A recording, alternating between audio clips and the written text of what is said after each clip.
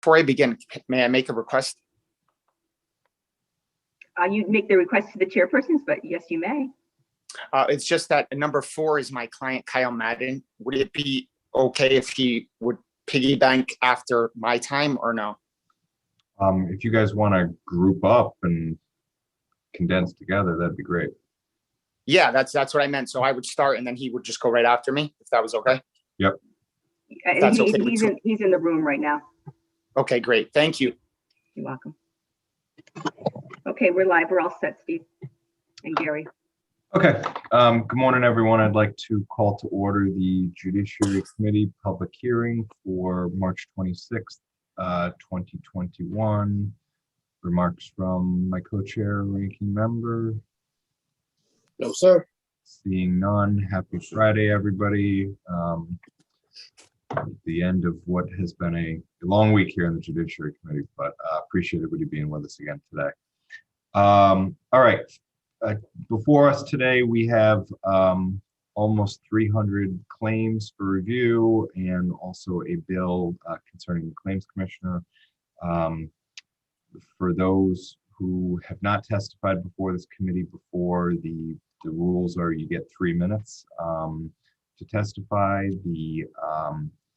If you're watching the Zoom link, a little hand will go up from the timer to tell you 3 minutes have expired. If you go much past that, I'll interrupt you and ask you to wrap up. And then if there are questions from the committee, those will follow. First up to testify will be Antonio Nunez, followed by Kyle Madden. Mr. Nunez, go ahead. You have your 3 minutes. Members of the Judiciary Committee, thank you for the opportunity to advocate on behalf of my client, Kyle Madden. Over 3 years ago, on December 12th, 2017, Mr. Madden was walking alongside a sidewalk on the University of Connecticut campus on his way to take a final exam when a large chunk of ice fell from the adjacent chemistry building, striking him directly in the head. From that point on, Mr. Madden's life has been turned upside down. He has gone to countless doctor visits, which continue today, and experienced a huge financial loss. To add to his financial restraints, his schooling has been delayed and negatively affected. The Claims Commissioner has had ample opportunity to decide whether or not Mr. Madden is afforded the chance to present his case in a Connecticut Superior Court. Mr. Madden and the Executive Director of Maintenance had both been deposed. A hearing in front of the Claims Commissioner had subsequently taken place where both sides presented their respective arguments. The Claims Commissioner failed to render a decision on the hearing before the allotted statutory time limit. The Claims Commissioner then requested an extension of time to decide the matter when unfortunately the pandemic hit, causing further delay. All the while, Mr. Madden has been suffering and waiting along for his day in court. The issue at hand is a premises liability claim. Mr. Madden must prove that those responsible for the maintenance of the chemistry building, where the large chunk of ice fell from, was negligently maintained, and those responsible failed to use reasonable care. Mr. Madden also must prove that the dangerous condition was present and that those responsible knew or should have known of the condition. Those are all elements of a negligence cause of action, which are up to a jury to decide. It is imperative that Mr. Madden receives his day in court in order to plead his case sooner rather than later. It is unfair for Mr. Madden to have to struggle with the cost of ongoing medical care without the help of a just settlement to alleviate his current situation. Through the discovery process and confirmed in the deposition of the Executive Director of Maintenance of UConn, similar incidents where ice and or snow fell from the buildings, including the chemistry building, had occurred. This provides ample notice, which is a prerequisite in a successful premises liability claim. Again, this shows there is sufficient evidence that allows my client to plead his case in front of a jury in court. I plead with this committee to allow Mr. Madden his rightful day in court and let him seek a resolution from this incident, which has disrupted his life tremendously. Allowing the Claims Commissioner even more time to decide the matter would only delay Mr. Madden's pain. Thank you for your time. Thank you. Sir, when was the claim filed?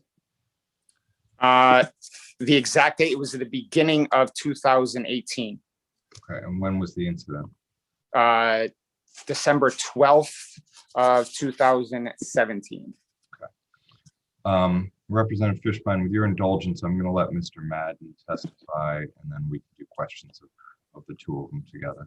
Sir, I just had just to orient myself, if the attorney, because I don't know if the claimant knows this, my only inquiry is what number on our agenda is his particular item, so I can flag it and take notes. That's all. 210, I believe. Thank you, Representative Fishbein, and let me just interject. As folks testify today, if you're testifying with respect to a particular claim, if you could identify that from the outset for us, that would be particularly useful and helpful so that we can orient ourselves accordingly. My apologies. Mr. Chairman, No problem. Go ahead, 210, Representative. thank you. 210 indicates a Joseph Sheehan. No, that's not it. I will. It's item 143. Okay. I will take that representation. Thank you, Mr. Chairman. All right, let's let Mr. Madden testify, and then we can clear up the housekeeping afterwards if we need to. Mr. Madden, go ahead, sir. You have 3 minutes. All right, thank you. Hello. Back on the date of December 12th, 2017, I was on track to making the dean's list again at UConn for the fall semester of my sophomore year. I just had to get through my final exams, and then it would be Christmas. I was happy and had a great outlook on life. I was on my way to take the final exam when unexpectedly a large chunk of ice fell from the roof of the 4-story chemistry building. It landed directly on my head, causing a concussion and chronic neck pain. This incident has significantly impacted my life in a negative way. Before the incident, I was continuously getting high marks and was learning a lot in my classes. After the incident, felt like I was living in a fog. I have been in near constant pain and discomfort ever since. My sleep has been inconsistent and terrible. Some days, if I end up sleeping in a compromised position, I'll barely even be able to turn my neck for the next 2 or 3 days from the pain. This makes doing even simple tasks painful and difficult, like trying to look behind me when I'm backing out of a parking space. Without a doubt, my mental health has worsened since the incident. The added stress has caused flare-ups of anxiety and depression. The concussion has also caused sensitivity to light and sound, and has exacerbated prior issues with information recall and mental processing speed. Since that day, I've visited numerous doctors, including a neurologist, neck and spine specialist, pain specialist, chiropractors, psychologists, psychiatrists, and yet I'm still in pain every day. This set me back on completing my classes on time. Prior to the injury, I was on track to graduate with a dual degree in history and biology. Since the injury, I was unable to take all of my finals my sophomore year within the allotted time. I was not able to take the full course load needed to complete my degrees on time. I was on a permanent setback from that moment on. I had to take summer classes every year thereafter in order to try to keep on schedule, and I am still 14 credits shy of my second degree. My family and I have spent thousands of dollars out of pocket for the numerous doctor bills, as well as the continuing costs to complete my degrees. Extra semesters of schooling, as well as summer classes, have grown my student loans to over $100,000. The constant doctor visits have also not allowed me sufficient time to find an internship or part-time job. I've become so frustrated, which has gotten me really down. I've been diagnosed with depression from this situation. I am on many medications, and I find it hard to work out at the gym due to the pain in my neck. For someone who had so much potential and so much to live for on the morning of December 17, 2017, my physical and mental health were forever altered, as well as the financial burden that accompanied that pain. Please help. Thank you, sir. Just so it does appear that this is House Joint Resolution 210, which is item number 143 on our agenda for the record. Are there questions or comments from the committee, either for Attorney Nunez or Mr. Madden? Representative Fishbein. Thank you, Mr. Chairman. For Attorney Nunes. Sir, you're the first one here, and I don't have a lot of experience with this process. But you mentioned that as a result of the incident that you conducted a deposition, and I inquire as to your authority, your basis to do that, considering there's no active lawsuit. We were involved in the discovery process with the Claims Commissioner office. So I was allowed to depose the Director of Maintenance. That this was, even though there wasn't an active lawsuit, they made him available for that deposition. Okay, so you made the claim, and before the Claims Commissioner determined whether or not it was a viable claim, she authorized certain discovery to take place so as to be able to ascertain whether or not you had a claim that she would dismiss or not, or for the purposes of you preserving evidence. I just don't understand this. I know the distinction, but I understand what you're asking. I mean, I believe my client was deposed first by the respondent, and then I asked to depose whoever was in charge of maintenance at UConn, and then there was a hearing in front of the Claims Commissioner. I don't think it was to preserve any type of evidence. I think it was more of a fact-finding tool. okay. And when did that hearing occur? The date on the hearing, I believe it was back in 2019, but I can get you the date. We sent out notice on January 26th of 2018. They acknowledged the claim in March of that same year of 2018. The hearing didn't take place for about another year. I believe it was around Thanksgiving of 2019. Okay, so I'm just trying to orient myself, because Sure. I mean, I guess that's the issue before us here today. When was the last action by the Claims Commissioner's office?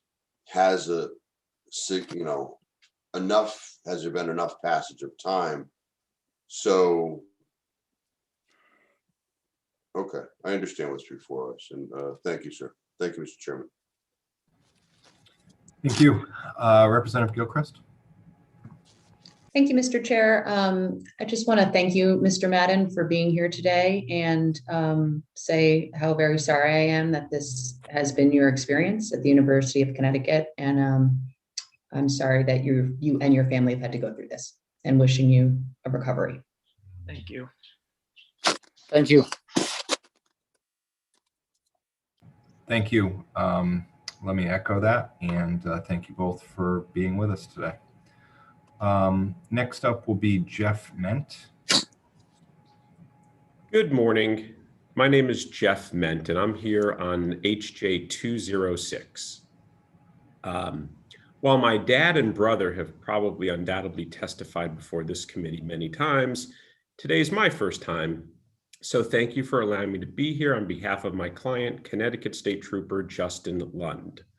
Justin had hoped to be here himself, but is battling COVID, so he is home, not here to spend some time with us.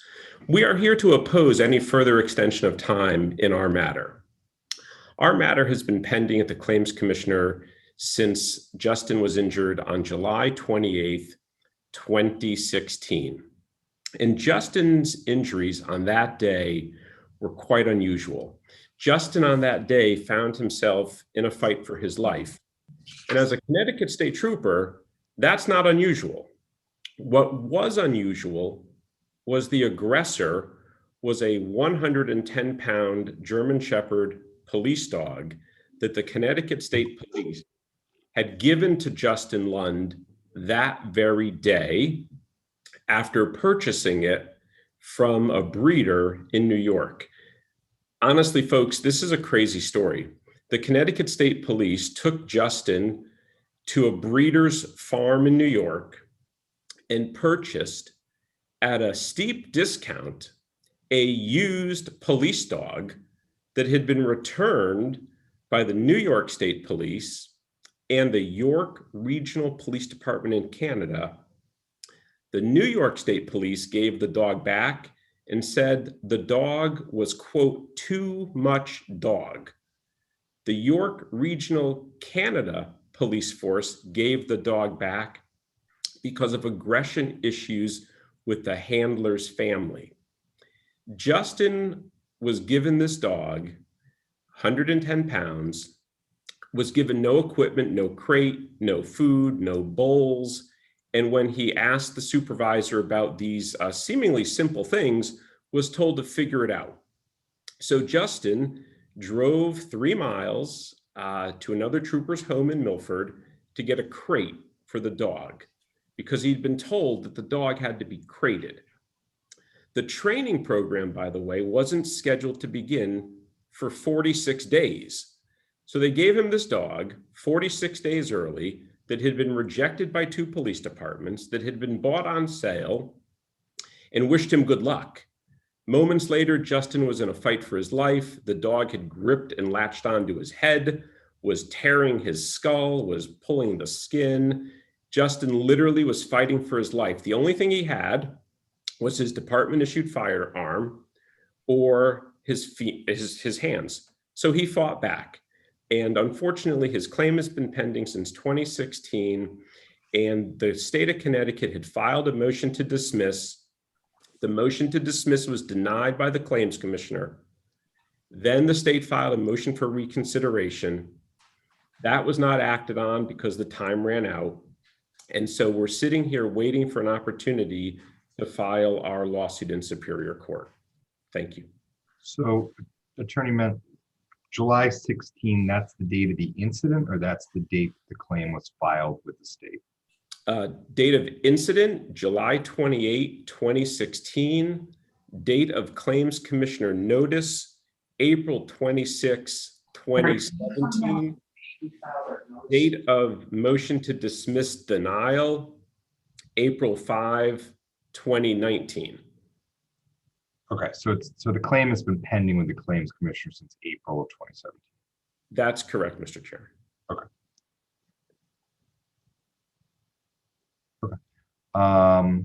Representative Fishbein, followed by Representative White. Thank you, Mr. Chairman. Jeff, just a few questions. You had mentioned that the denial of the motion to dismiss happened in 2017. Is that correct? Negative, sir. It happened in April 5 of 2019 was the denial of the state's motion to dismiss. Okay, and then the state filed a subsequent motion asking for that dismissal to be reconsidered. Yes. When did that happen? Within about 10 days of that decision, and then nothing happened. It languished and timed out. Okay, so that's been sitting since 2019. Yes. Why, it appears that portions of this would be a workers' comp claim. Absolutely, and it is a workers' comp claim. There's a very narrow exception for the exclusivity provision in workers' comp, where you are able to bring a lawsuit against your employer. That was the basis for the motion to dismiss. The motion to dismiss was predicated on the fact that in fact, Trooper Lund could seek remedy through workers' compensation. We objected and pointed out the admittedly narrow exception, typically known by us as the Suarez line of cases. And recently, our Supreme Court in 2018 issued a new case called Lucenti, and it talks about the requirements of a plaintiff to get around the exclusivity provision. We believe that we can get around that. That, of course, will be litigated and defended by the state. And that's already what they've tried to do. And that was the basis for their motion to dismiss. So I don't want to go so far down the rabbit hole, but just so that I can put this into perspective, should you be given permission to seek a lawsuit, you anticipate that claim that was already adjudicated by the claims commissioner would re-rise in the Superior Court? Absolutely. I believe that the state maintains its right to challenge our cause of action by talking about the exclusivity provisions.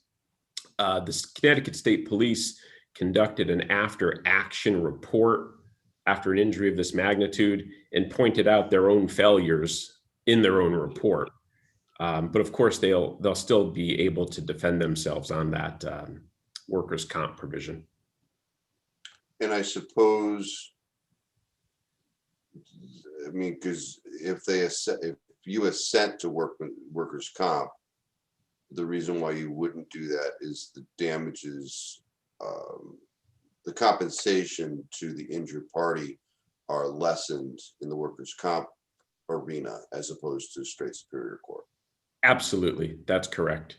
Okay. So there would be theoretically, if this were to play out and we were allowed to proceed there, and if we were successful, there would of course be an offset or a set off for the monies that have already been paid. It wouldn't be any kind of a double recovery. The state would be entitled to erase or take off the monies that's paid on his behalf if we were successful at a trial. Okay, and then it appears, I did take a look at the written backup, which I thank you for that. There seemed to be an issue with that the claimant put in for canine duty and was never notified that they had been approved.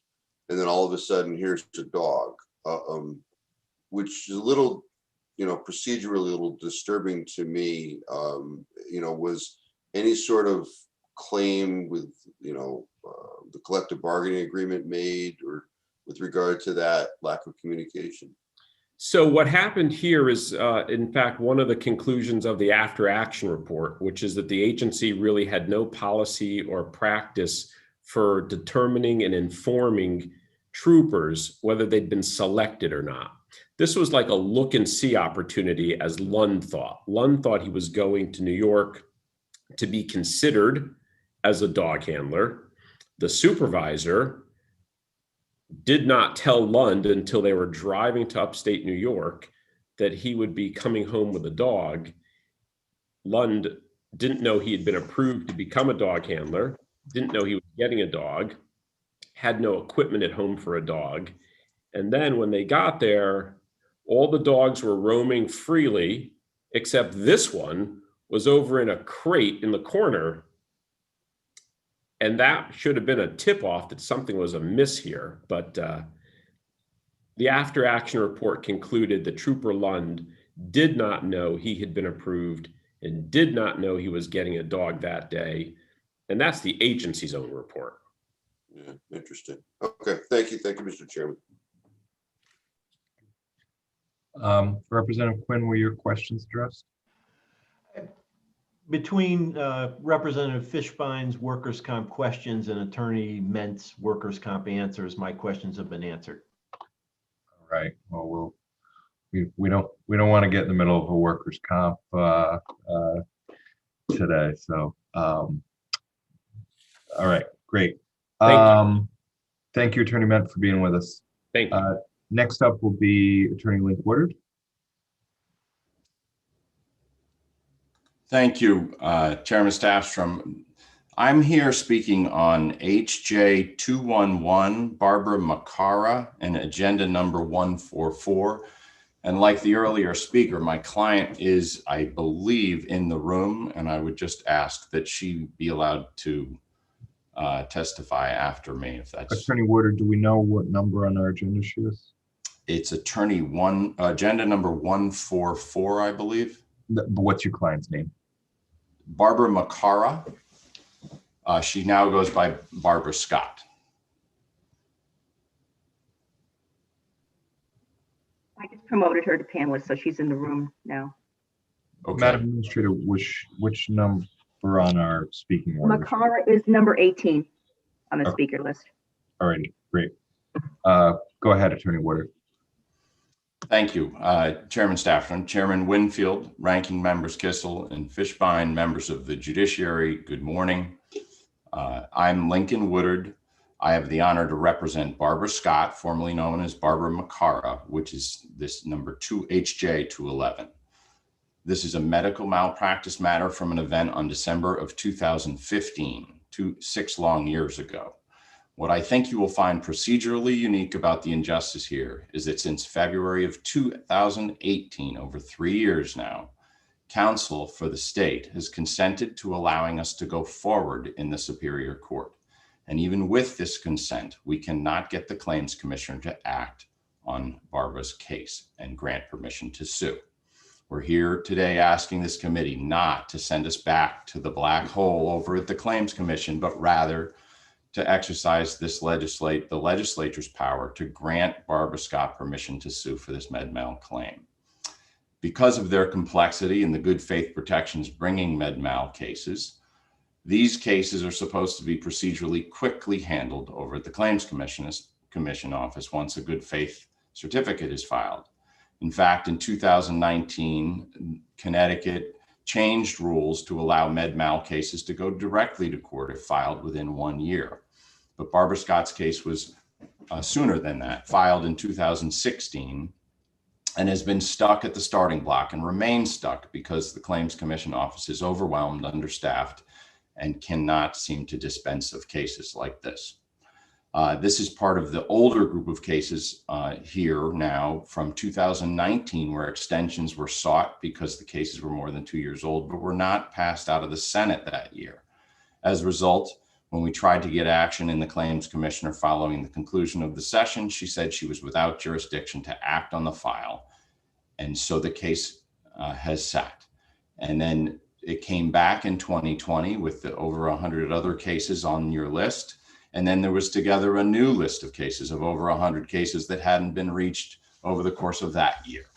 And then we hit COVID-19, and again, our case sits in purgatory. So this year, this is, again, a case where the state has consented to allow the matter to proceed. There was a good faith certificate, and it's been sitting since 2018. There's really nothing left to do. The Claims Commission system is in desperate need of overhaul. And while I'm here for my client today, I also voice strong support for House Bill 6506, which I believe you're addressing today, which would prevent the delay and injustice that's been occurring on a large scale now for years. And with that, I would like to turn it over to my client, Barbara Scott. Attorney Woodard, before I do that, have you filed with us the state's consent to sue? Yes, it's in the written, I filed a written submission and it is in there. I think it's addressed on the second page. The consent came in February, around end of January, but it was, we notified the court, the Claims Commission of it in early February of 2018.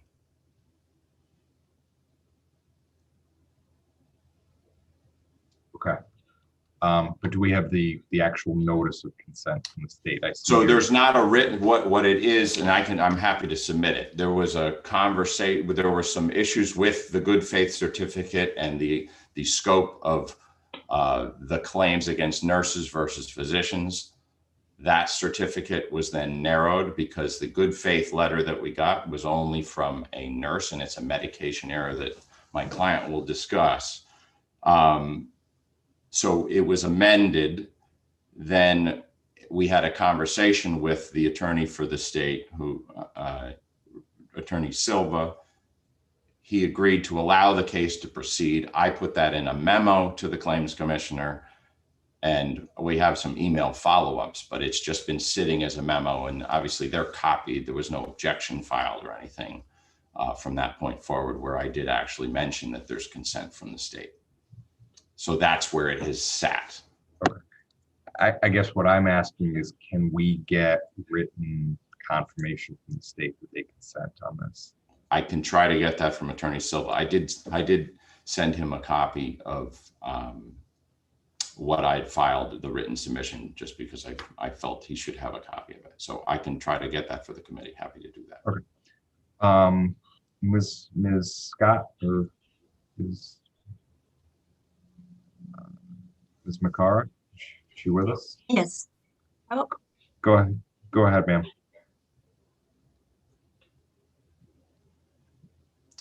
she's Ma'am, if you, and I don't know if you want to turn your camera on, but we can't see you. Okay, let's see. Oh, if you move your mouth, there you are. there All you are. Okay. Go ahead, ma'am.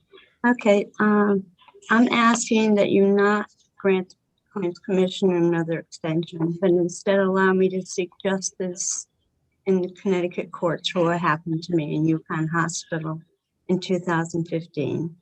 I'm told that over 3 years ago, the attorney for UConn agreed to let me proceed with my case, but it has just sat in the Claims Commissioner's office because she can't get to it. I hope you will help me. On December 26, 2015, I voluntarily admitted myself to the UConn psychiatric ward during a very difficult time in my life. I had finally gathered the courage to divorce my mentally and physically abusive husband of 40 years and move back to Connecticut to be with my daughter and family. I was diagnosed with PTSD, anxiety, depression, and Stockholm syndrome, and I was having a difficult time to adjust to everything, and I knew I needed help. I have low blood pressure, and the doctors knew this, and they also knew the precautions. On the first day I was there, a doctor prescribed a different sleep aid medication to replace the current one because of concern over my low blood pressure. But instead of switching the medication, the night nurses gave me both medications at the same time. Later that night, when I got out of bed, I passed out and fell to the floor because my blood pressure was so low. This resulted in me breaking my left hip, my left wrist, and had lacerations to my forehead. The doctors later apologized for the mistake and told me and my daughter they would pay for all the medical bills, but didn't. As a result, I had emergency hip surgery and my wrist was reset. After 2 more hip surgeries, I still need injection therapy and medication for these conditions. I now live daily with severe pain in both my hip and wrist that has made my life much harder.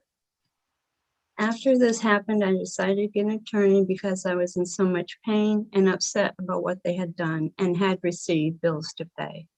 I knew the case was different because it's a state-run hospital, but I had no idea this case would just sit and wait for 5 years with nothing done. It's my understanding that the Claims Commissioner had to just look at my file, my case could have gone to court, but yet it remained in what I call too the black hole. I now understand that this committee has the power to allow us to begin the case in court. All I ask is for the chance to be compensated for what they did to me. In my case, the state's lawyer, again, already agreed to allow my case to proceed over 3 years ago. Please do not send my case back into the black hole with the Claims Commissioner. Thank you for your help. Thank you, ma'am. We have a couple questions, a few folks. Let's start with Representative Fishbein. Thank you, Mr. Chairman. Good morning, Barbara. Good morning. Very sorry to hear about your situation. You certainly have my sympathies. I guess a question for Attorney Woodard. Am I to understand that our statutes presently don't contemplate an agreement between, like here, the 2 parties to go? Is that my understanding? Well, I mean, I don't think there's any particular line in the statute that allows for that. I don't think it's the normal course that it's done. I mean, this was done after the claim had been proceeding. It was in the Claims Commissioner since 2016. And it just, there really were no issues to address. And we had the good faith certificate. We'd address the issue at hand, and they consented. So I put it in, I tried to inform the court of that to say, hey, okay, now we really get, we have no issues here. We can address any issues, jurisdictional issues. They all get addressed in Superior Court anyway. And it literally just became a function of trying to get the Claims Commission to act on it. Yeah, no, totally understood. And I just, the way I am, I would have filed I'm not faulting, you know, if the state's not going to object, I probably would have filed it anyway and cross the bridge when we come to it. But, you know, I think this is an unusual situation. And, you know, a lot of people look at this and say, well, we have to put everything in a couple of baskets. And, you know, this, you know, I can assure you and Barbara that something's going to happen with this relatively soon. So, thank you. You know, and the scary part of jumping over a jurisdictional hurdle like this, because it can stay as a cloud over this case for a long time, and it just is something that I think jurisdictionally, I was just concerned to do something like that. yeah, no, understood, but there has to be closure at some time. So, Yeah, I thank you, and thank you, Mr. Chairman. Representative Blumenthal, followed by Representative Bodek. Thank you, Mr. Chair, and good to see you, Attorney Woodard. Good morning. Good to see you. I was wondering if you and your client, to the extent you feel comfortable, could just talk about what this delay has meant for your client and for the case. Well, I don't know a lot. I can't speak a lot about the delay for the case because we haven't started discovery really. But what's been so challenging, frankly, as a lawyer representing a client, and I'm sure Barbara would echo this, is trying to explain this to her. What is going on? What is happening? And there's been frustration on her part. I've tried to tell her, you know, that I've really tried to explain the quagmire that we've been in. And it's frankly very difficult for a client to understand that we can't even get started in the case with this delay. And that's been the biggest frustration, I think, for her. She knows that the case has, you know, as any medical malpractice case, there's risk, and we need to go do the discovery and get the case determined. I mean, I don't know where these witnesses are now. I don't know where if the nurses are still there. The longer, in any case, the longer the delay, the harder the discovery process becomes. So is it fair to say that this delay imposed by the state, essentially preventing Ms. Scott's case from going forward, it could have actual ramifications on the merits of the case when she actually gets to adjudicate them? Absolutely, it could. I mean, the time that passes for witnesses, when we go talk to nurses, I can't imagine anybody's going to remember anything about this. And granted, there's always some delay in litigation, and there's further delay when you're going before the claims commissioner. But you know, this becomes so many years, there's no chance anybody remembers that. So certainly there's prejudice. Thank you, Attorney Woodard. Thank you. Thank you, Mr. Chair. Representative Bodek. Thank you, Mr. Chairman. Thank you, Attorney Woodard. And thank you, Ms. Scott. This is outrageous to me. And Attorney Woodard, what correspondence, if any, have you received or communication of any kind from the Claims Commissioner's office? So, and I don't, so February of 19, we filed a memorandum asking for permission to sue where this consent issue is mentioned. And I think there was at least one other letter and one other attempt to do so, but it got onto, because of its age, it's now over 2 years, it got onto the list. And I think the first year we did not, we've signed the consent thinking she would just, because it's such a simple issue, I didn't want it to get put into the list in 2018. So we allowed the additional time and continued to try and get the case decided. And then in 2019, we did not agree to the extension. And again, all the cases on your lists are cases where a claimant receives a notice from the claims commissioner saying, it's coming up on 2 years. I want more time. Will you agree to it? And it's the judge asking you to agree more time.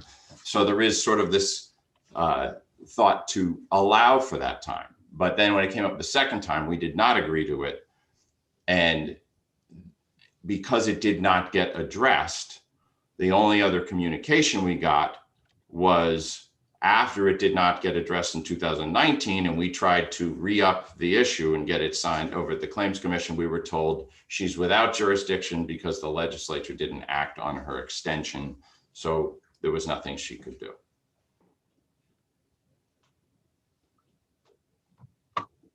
Thank you very much, Attorney Woodard, and thank you, Ms. Scott. I echo the comments of our ranking member, and this is just unacceptable. So thank you very much. Thank you, Mr. Chairman.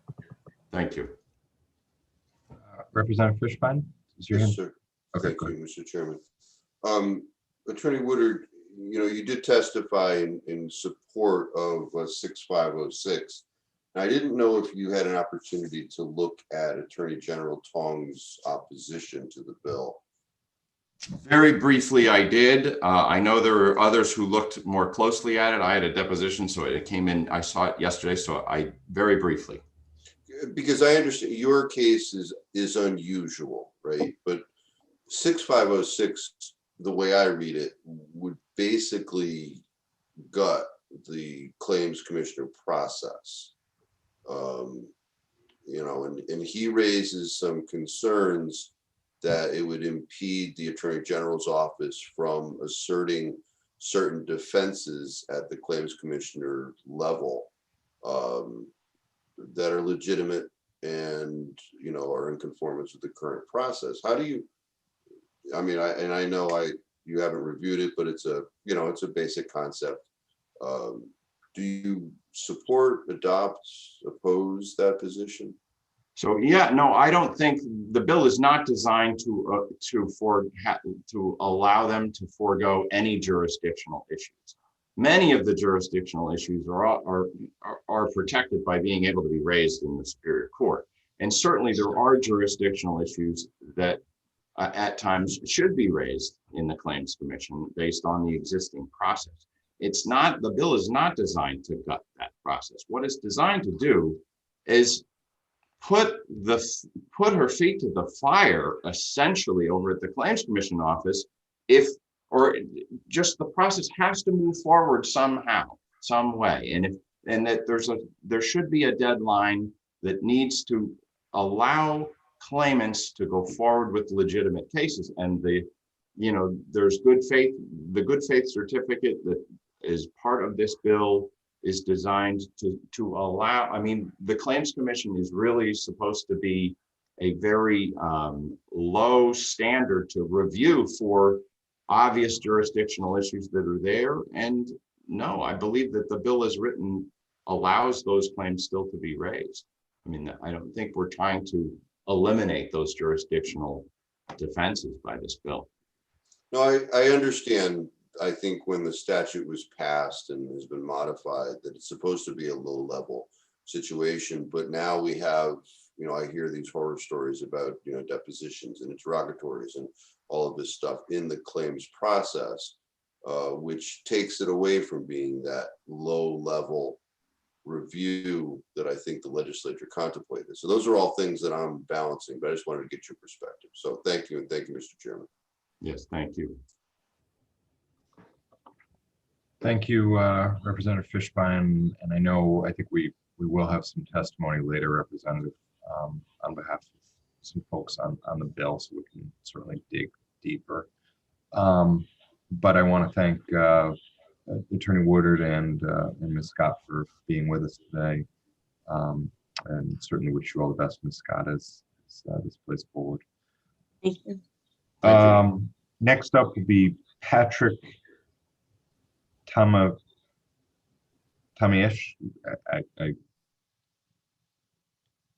Patrick Tomaskowitz.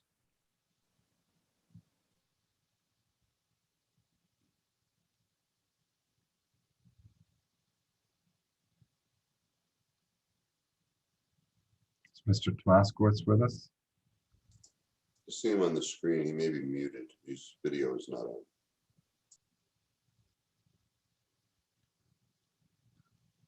Let's try Stephanie Roberge while we try to get that up and running.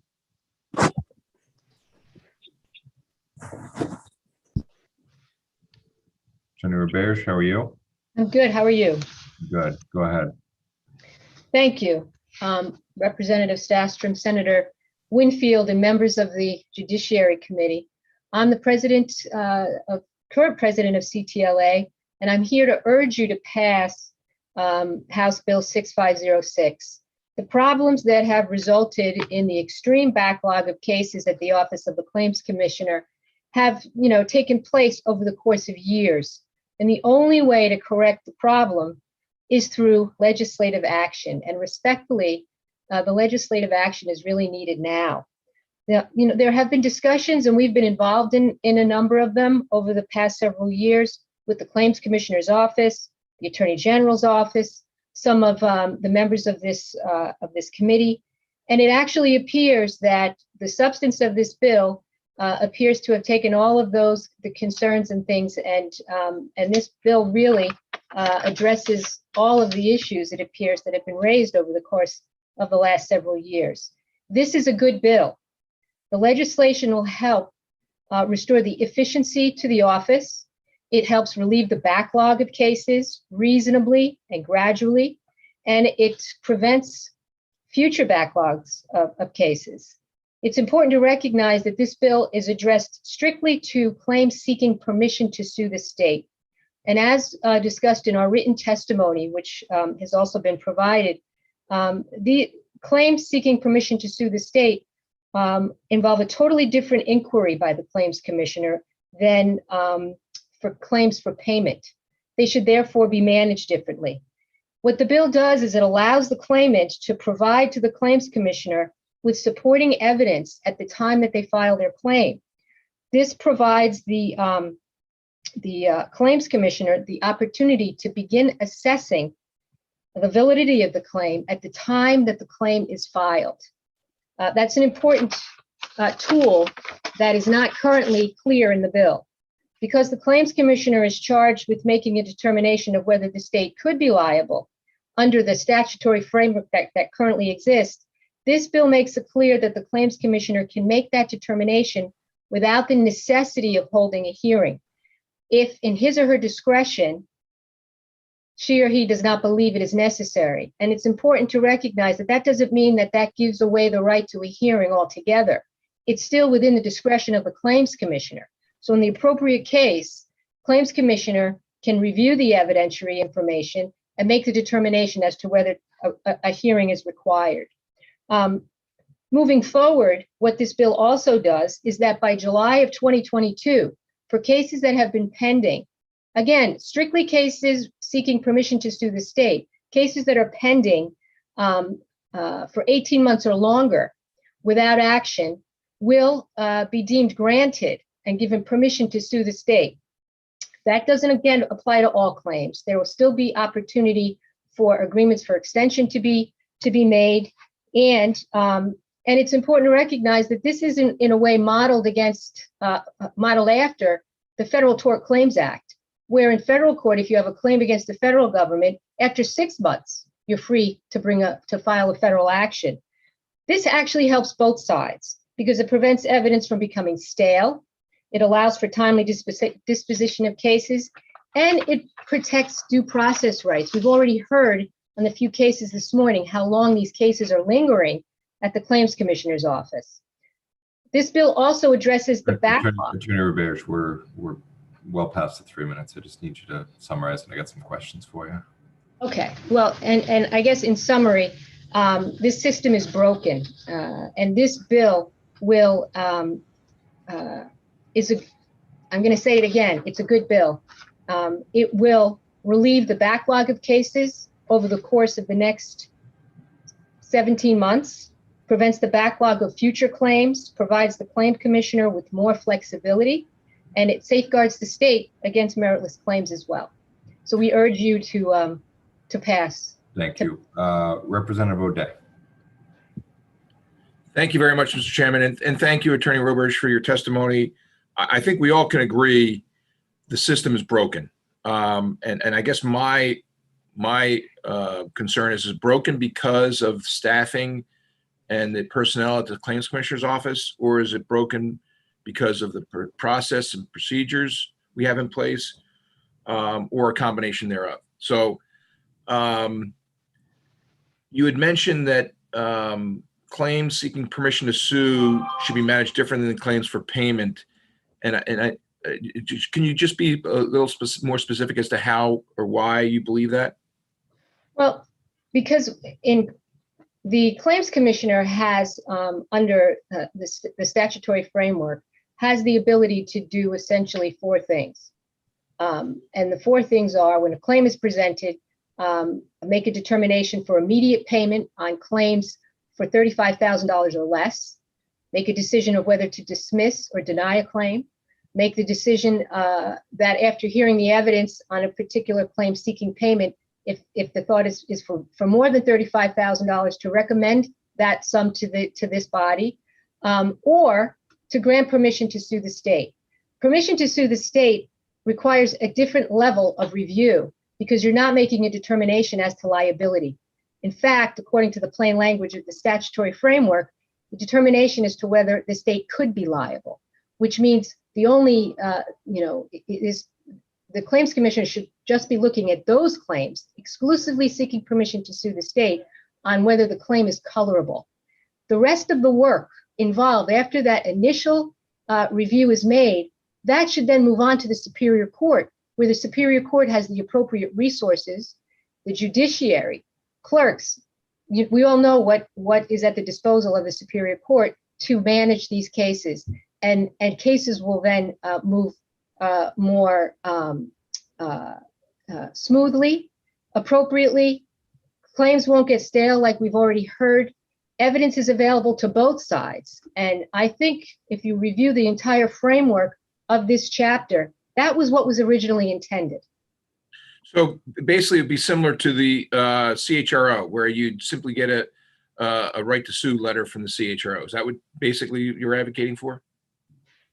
Well,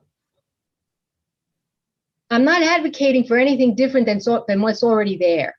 The only difference is that what's being asked in this bill, or being afforded the claims commissioner in this bill, is the necessity to not have a full-blown hearing on every claim. It's not necessary.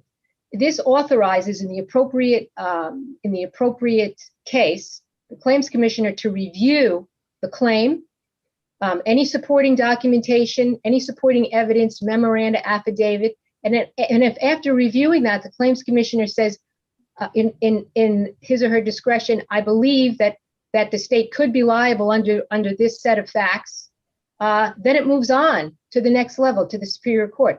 That's already the process. It's just giving the claims commissioner the tools to make that decision without the need for a hearing. Right. So do you have an opinion as to why the claims commissioner's office is not set up to fully adjudicate claims seeking permission to sue that you've got into briefly here? Well, essentially, based on what I've just said, but in addition, if you look at how the claims commissioner's office is set up, it's essentially one, the claims commissioner currently herself and a couple of support staff to be able to adjudicate. And you've heard just a couple of cases already this morning for that one individual. And I recognize that she does have the ability to use magistrates, but again, the magistrates, apparently there's a cost for that. They just don't have the monetary resources or the personnel to be able to manage every claim in this regard. And that's why cases have been mounting. They're not being handled expeditiously, as also required under the terms of the framework of this chapter. Thank you very much. My last question, the concern, I generally have a default of just relying on the claims commissioner to handle these types of claims. But do you think if we allow permission to sue the state under these circumstances for claims pending since December 31 of 2018, which I think is your position, will there be a large influx of claims against the state? I don't believe so. And the reason is that's for several reasons. First, I think a lot of individuals would ask that on these claims that are now, if they're from 2018, that means some of these claims date back to 2016, 15, maybe even 14, that there should just be a blanket approval of these claims right now. But this bill doesn't ask for that. This bill actually, I believe, takes into consideration what the concerns were from the Attorney General's office, that the oldest claims then, are looked at first. It gives till the end of the year for these claims to be considered. That means that the claims commissioner, you have to recognize that a lot of work has already been done on these cases. And so those cases will get their eyes on them first. They'll get acted upon. They can be resolved, disposed of before they get to the end of the year. And for those cases that don't, they'll only be granted permission to sue the state upon the filing of a certificate of merit. And that added component is a very strong safeguard for the state, because if a meritless claim gets through after a certificate of merit has been filed, then the party is subject to paying expenses, sanctions, and for attorneys, that could be a significant cost. So there's that safeguard. The other added safeguard is that the case is not automatically paid. It moves on to the Superior Court, where the case still has to be adjudicated. And these cases have to go before a judge rather than a jury. And so there's that added protection. So there are multiple safeguards built into the system. And for cases that aren't addressed by the end of the year, those are the oldest of cases. And it is a way to address them reasonably, gradually, without putting a lot of influx on the system. Thank you very much for your testimony, and thank you, Mr. Chairman. Thank you. Representative Blumenthal. Thank you, Mr. Chair. Nice to see you, Attorney Roberge. Nice to see you. Thanks for being with us today and for sharing your testimony on this bill. I just had a couple questions. First of all, I'll ask you a similar question to the one I asked Attorney Woodard. Could you just talk a little bit about what this delay means for cases and their ability of people who've been injured to seek justice? Well, we've all heard about the right to, and I know it's more in the criminal sense, but a speedy trial. But in civil cases as well, there's a reason behind that. Much of due process is being able to have your case heard timely, because evidence becomes stale. And it should be recognized that hurts the state just as much as it can hurt the claimants. The longer you wait to be able to get your case into court, that's the longer that there is that witnesses lose memory, documentary evidence gets lost, all things can happen. Things get stale. In a lot of these cases, there's a 2-year or 3-year statute of limitations. And by allowing this to linger, statute of limitations are designed to prevent cases from becoming stale. And by allowing these cases to sort of linger and languish for 4 years, 5 years at this level, and then come up to the Superior Court, all of those protections for both sides are lost. And so it should be concerning to everybody. And I was wondering if you could speak also a little bit about our state constitutional right to a jury trial, and if you think it applies to this situation and how it would. Well, actually, claims against the state are tried before a judge. So the other protection, which I was trying to explain earlier, is that everyone is concerned about runaway juries. Because on claims against the state, where the state is the defendant, that risk has been written out essentially by the legislature, because these cases are tried before a jury. So they're bench trials as opposed to a trial before a jury. Okay. Thank you, Attorney Roberge. Thank you, Mr. Chair. Representative Fishman. Thank you, Mr. Chairman. By Attorney Roberge, nice to see you again. Representative Fishbein, nice to see you. Just want to go back on some of the testimony. Under the bill that's proposed, the procedure, the claimant would be able to submit evidence, some sort of backup for their claim at the time of filing the claim. Is that correct? That's correct. And this is only on cases exclusively seeking permission to sue the state, not on cases seeking the claims commissioner to actually make the determination of the payment and the award. Yes, understood. It's the gatekeeper. It's addressing the gatekeeper function. Exactly. And under the bill that's before us, does the state have the opportunity to rebut that through their own counter evidence? Yes, on jurisdictional grounds. So if you read, and that's where if you read at the bill, under section 3, it specifically says that any notice of opposition filed by the Attorney General or state agency, so again, the state still has the opportunity to file opposition under the framework that exists under the system, which is contained in section 4-149.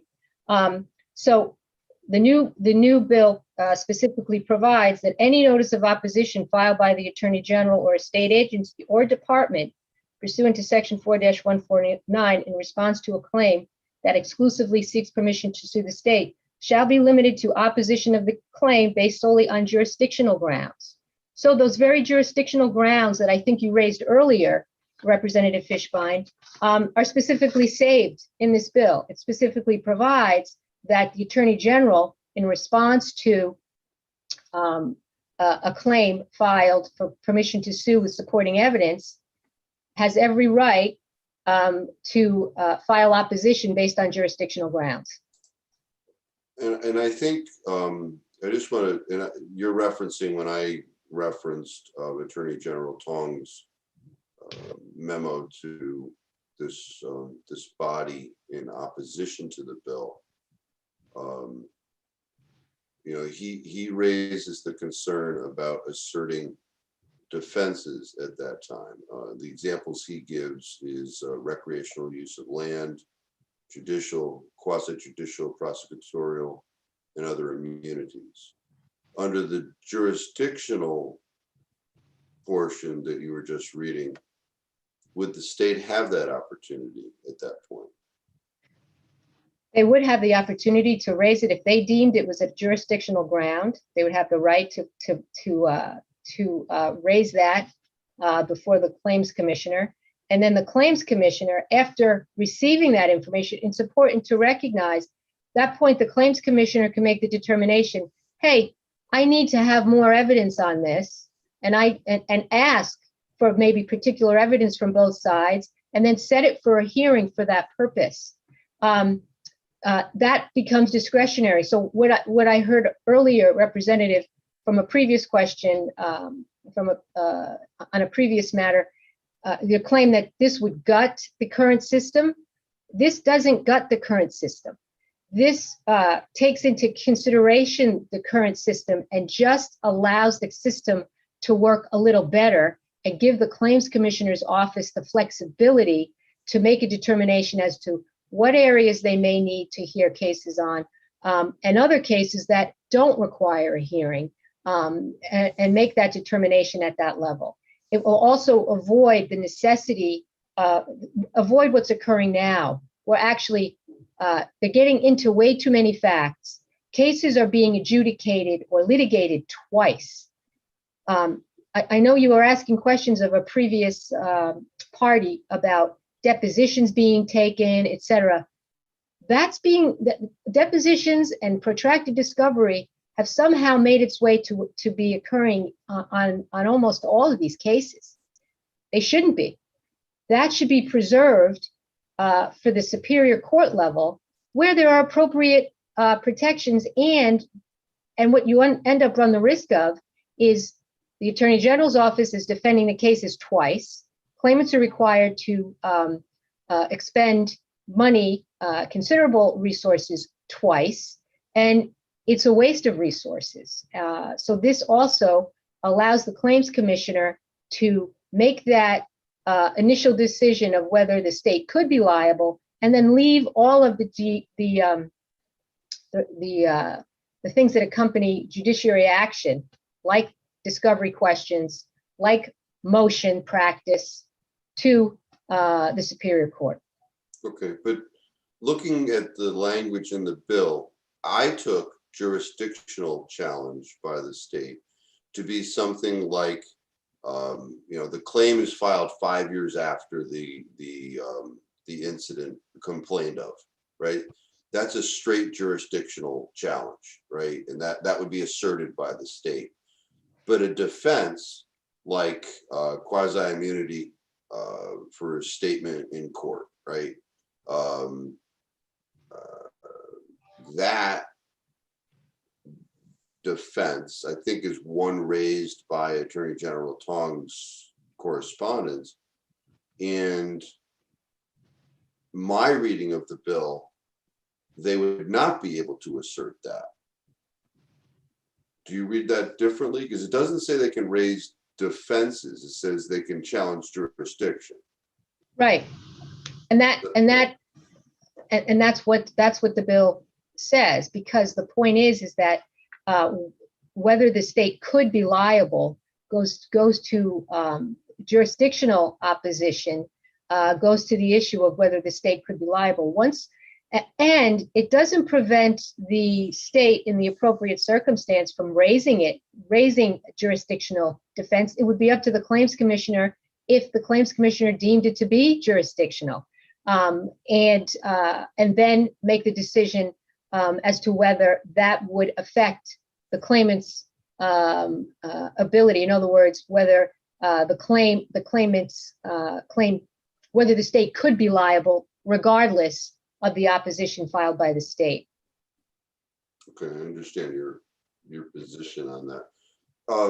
Your experience with the claims commissioner process, I'm just trying to get to, why these things take so long, it appears.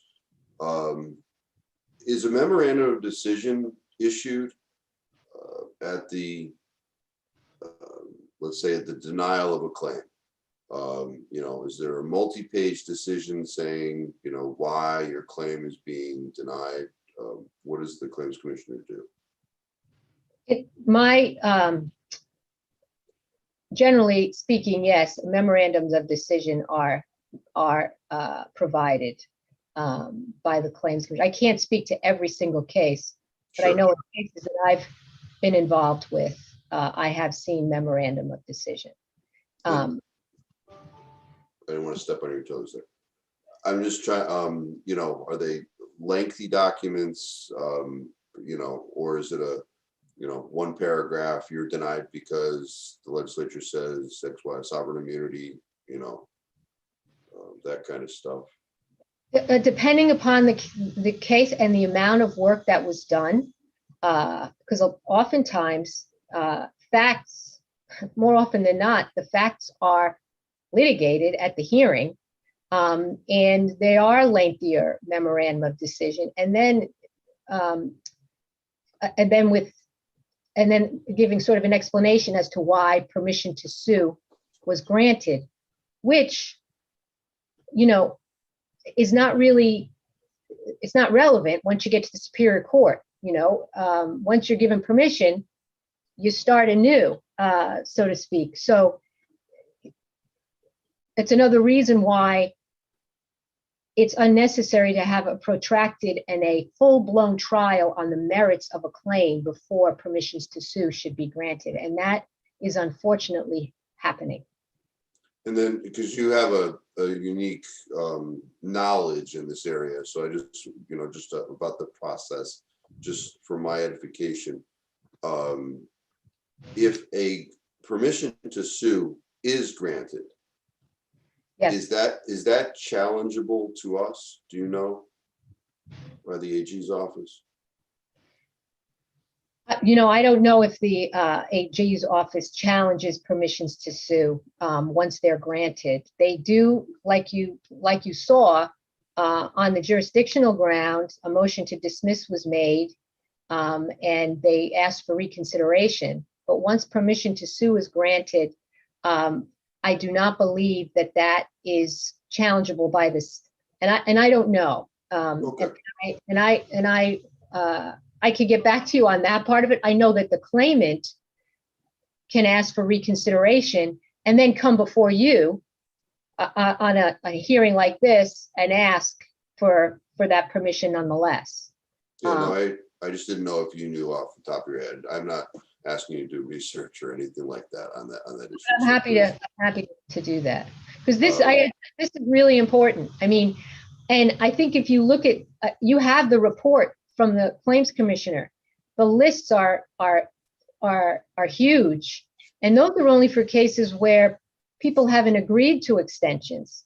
And we really got to help the office here move business, because this only comes up once a year, and the legislature is the only place where something can happen.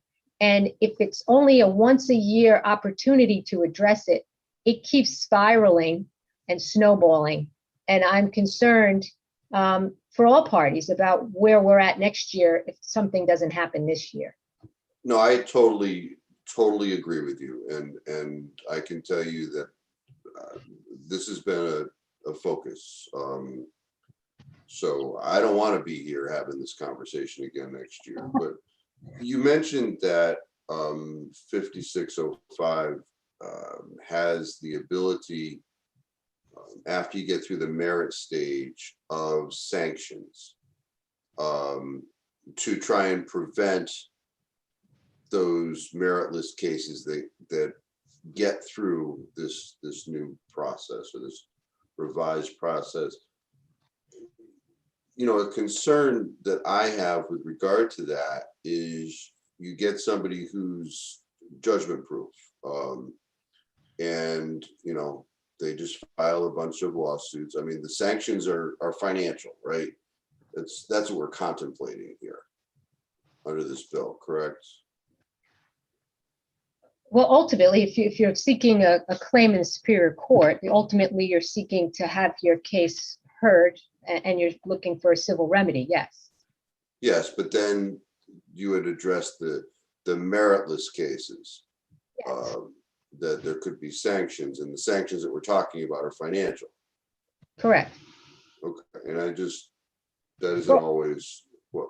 Well, if I can, the certificate of merit, it doesn't mean, the bill does not say, according to its terms, that if you file a certificate of merit along with your notice, you're automatically granted permission. That's not what the bill says. The bill says in those situations where the claims commissioner is going to review this without a hearing, it should be accompanied by a certificate of merit. That's number one. That's where the certificate of merit applies there. And then, but that doesn't mean that the claims commissioner is automatically going to grant you permission. He or she still reviews the evidence, makes a determination as to whether the state could be liable. If they decide, after looking at what was provided, I need a little bit more to make that determination, they go ahead and ask for more evidence or potentially a hearing. So it doesn't change anything. It just permits that, it gives the claims commissioner a little added that once a certificate of merit is filed, whoever is filing it has themselves made a good faith review of this and believes there's a good faith basis to pursue a claim against the state. The other time the certificate of merit is important is at the expiration of 18 months, starting July of 2022.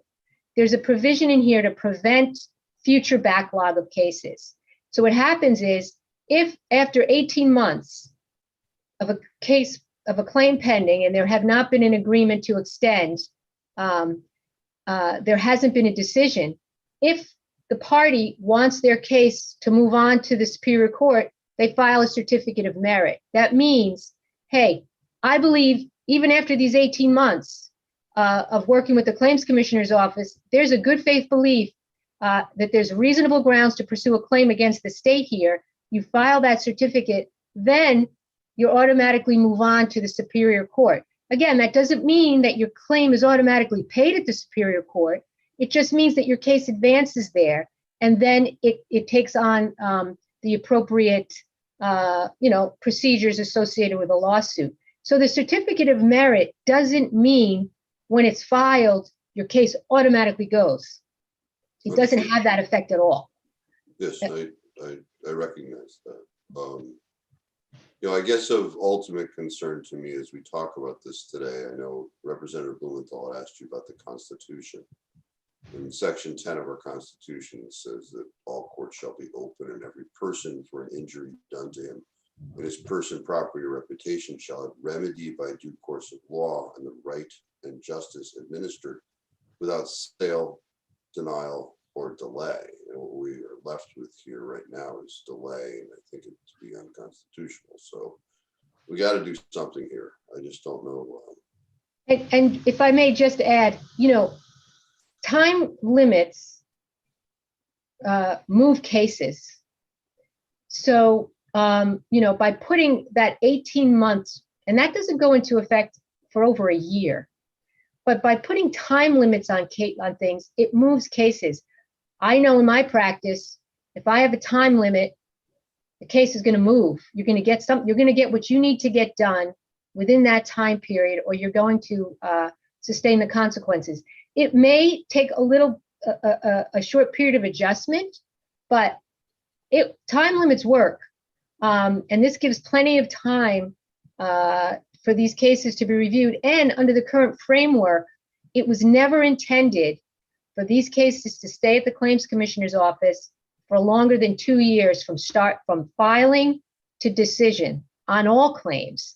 And if that was the framework, there's no reason why cases should be sitting there for over 6 years. So I don't disagree. And the problem is that presently that 2-year process is in the statute, and there's been extensions. And the problem is that when that 2 years is not adhered to, there is no penalty for the claim, just lingering. And, that's something that I don't know how we address that, but I understand the legislation is before us, and perhaps that's one way to do it. So thank you, and thank you, Mr. Chairman. Thank you. Attorney Roberge, seeing no further questions, I want to publicly thank you for your advocacy and work on this bill. I think you said it best. This is important. This is really important. We have a lot of important work and a lot of important bills that have come through this committee already this year, but this is arguably one of, if not the most important, because this is a core function of government, right? This is a delegation of legislative authority to waive sovereign immunity that we delegate to the Claims Commissioner. So, if it's not getting done at that level, we need to do something about it. And I worked on that first bill in 2015. One of the first bills I ever worked on in the General Assembly was in 2015 on the magistrate bill. And we kind of whittled that bill back from where we had wanted to start with. And we clearly didn't go as big or as bold as we should have in dealing with the Claims Commission backlog even then, because the backlog has only continued to build. And I know you and I have been talking about this for a while now, and kind of working on language at least since the summer, really. And you've done multiple drafts of the language that we see before us to kind of get to where we are. I just want to emphasize again, kind of this time limit penalty type issue that you just talked about with Attorney Fishbein or Representative Fishbein. We have that in Superior Court, right? We have a 120-day deadline with respect to a dispositive motion in Superior Court. We tell a judge that if you've got a motion to dismiss pending before you, you've got 120 days to deal with it. Exactly. Right? And if the judge doesn't deal with it in 120 days, then what's the recourse? Well, if you don't agree to an extension, then you have the opportunity to have it reheard. And you can agree to an extension. You can agree to give the judge more time, but you also can ask that it be reheard. So it does put you in a weird position because, you know, the judge is hearing your case and you want to, you know, give the court deference and give them the additional time that they need.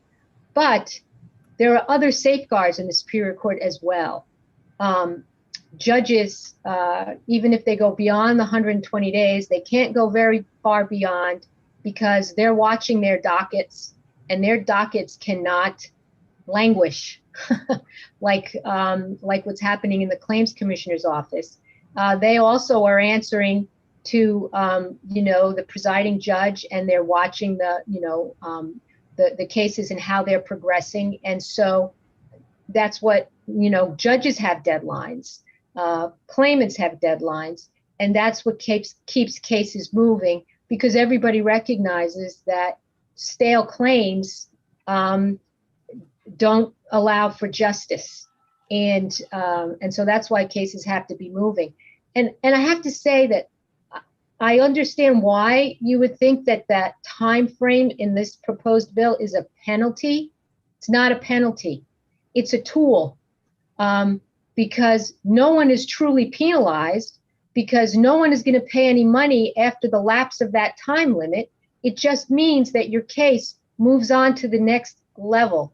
And I will tell you that the majority of those cases have merit. The state could be liable. It's not a situation where there's going to be a floodgate of frivolous claims. So it's really not a penalty, but it's a tool, and it will aid all parties. And I just want to give you an opportunity to comment, if you can, about kind of the process that's led us here today. You know, we do have a one-page opposition to this bill from the Attorney General's office where, you know, they seem to suggest they're willing to work with the proponents moving forward. I know you've reached out to them before today, and I'm wondering how far you've gotten in your discussions with the Attorney General's office on coming to some sort of proposal on how to deal with this backlog. Well, I think that the written testimony suggests that the Attorney General's office recognizes that there is a problem. And so we're all on the same page with respect that there is a problem here and something has to be done. I believe that there have been discussions over the course of several years.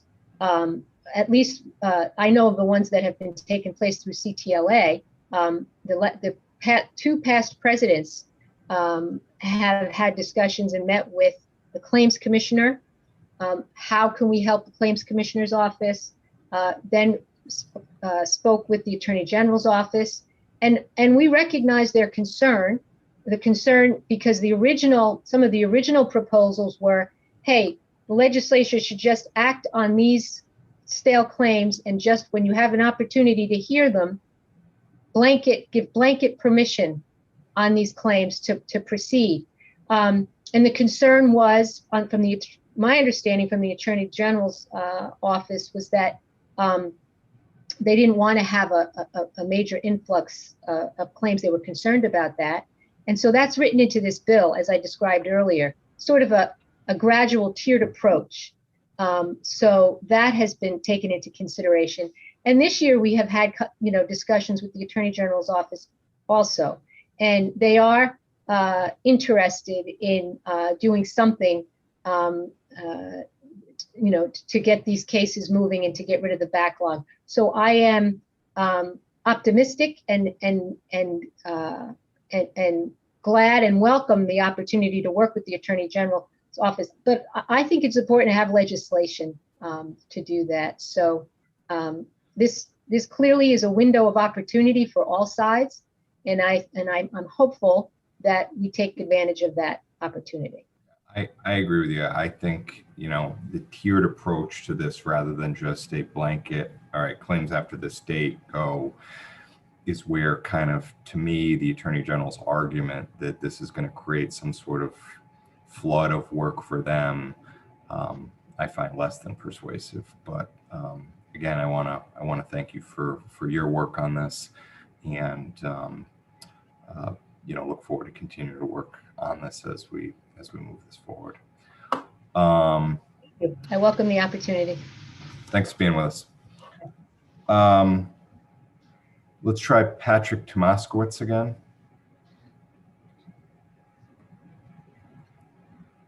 Good morning. Good morning, everyone. Let me turn my camera on. And here it is. I'm sorry I missed everyone. I was in the middle of a task. It's a pleasure to be in front of everyone, and I respect the fact greatly that this hearing is taking place. My name is Pat Tomaskowitz. I'm a lawyer in Hartford. I'll be brief. I support the legislative House bill, let's see here, HB 6506, that the CTLA has proposed legislation to overhaul the Claims Commission process. Commissioner Scott is a capable claims commissioner. I've litigated matters in front of her and with her office. She's competent, she's bright, she's studious, she's a very good judge, if you will. It's just so apparent that she's overwhelmed. We have sent, my office has sent correspondence to her to act on certain matters, and emails to her assistant in the office to act on certain matters. And we are told that there is the best intentions, but the work just doesn't get done. Respectfully, I do not believe that she has enough support. I think there should be other hearing officers that are allowed to travel throughout the state to have hearings. I think she has 3 or 4 hearing officers, and she has 1,000 cases pending. That's the last count that I'm aware of. That's just not enough infrastructure to get the business of the people done. So I support the window of opportunity that Attorney Roperge has commented upon, and know that the legislature has every intention to do the right thing. Briefly, I come in front of you on the Mark Stewart case.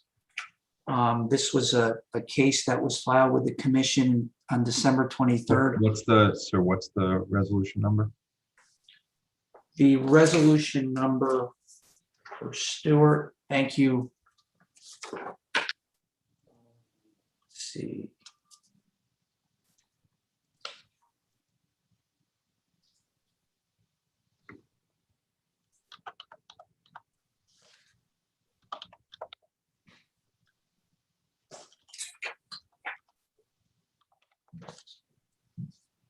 $300, agenda item 233.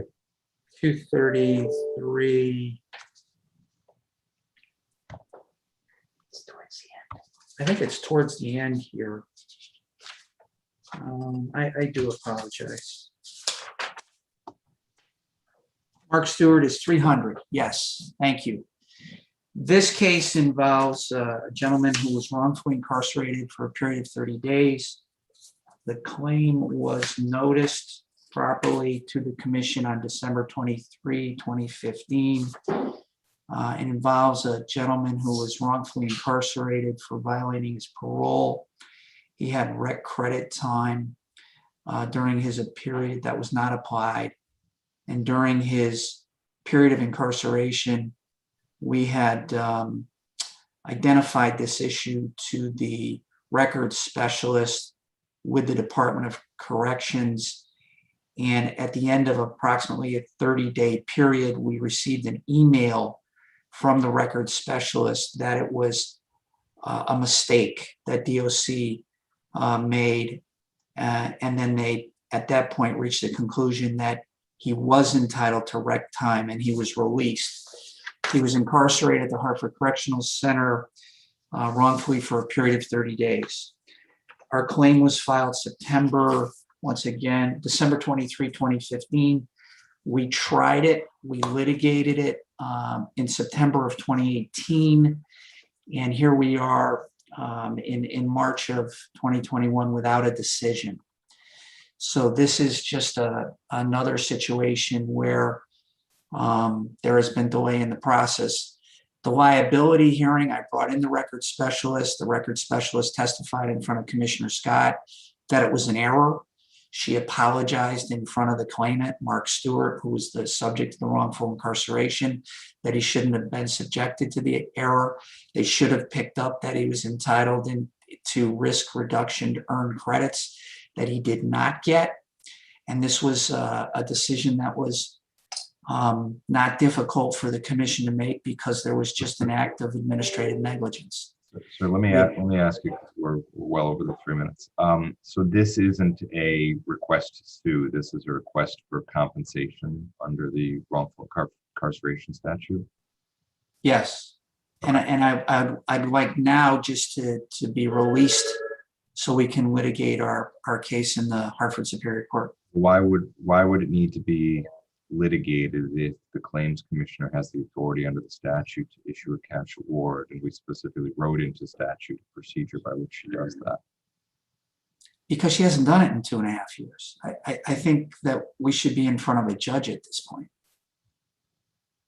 She's delayed that we litigated in September. I'm not sure a judge has the ability to grant the relief you're seeking. I think only the claims commissioner does under the statute, but am I wrong on my understanding of the statute?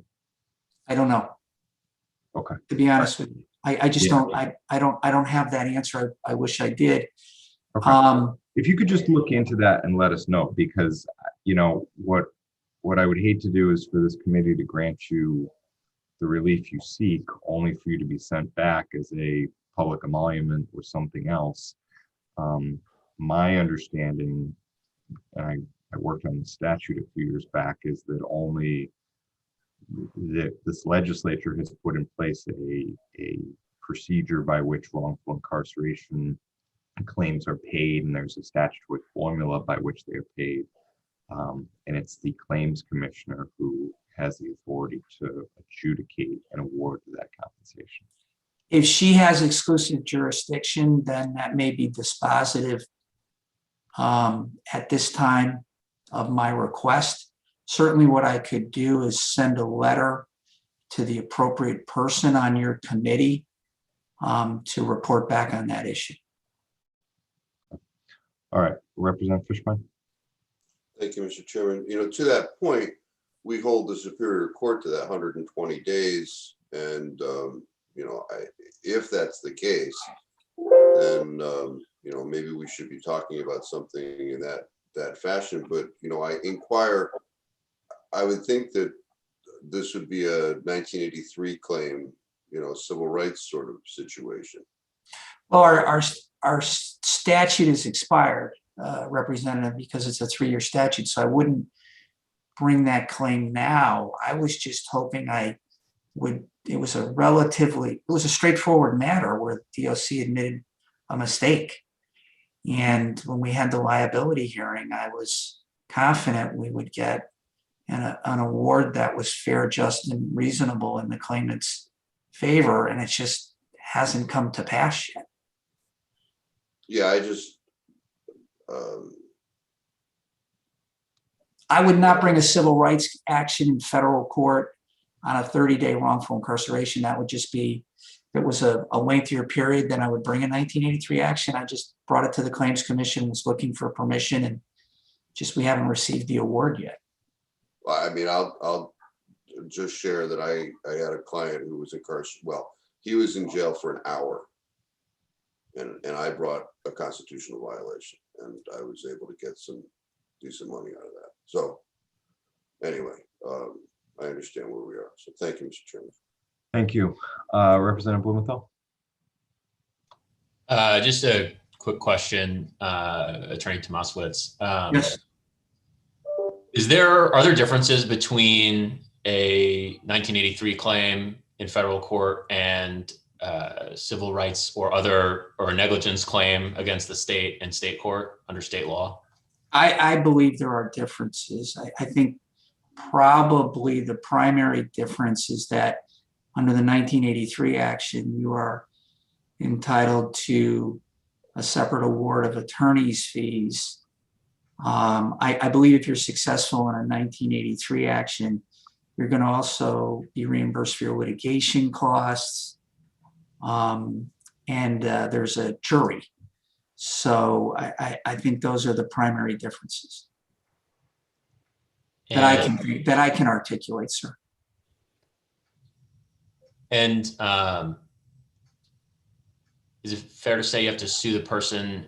You have to sue state officials in their individual capacity under Section 1983. Isn't that right? I would have brought, if it were in 1983, then I would file against the Commissioner of Corrections individually, and then the records specialist that made the error and a supervisor that was involved in the matter. I would have been naming people individually, yes.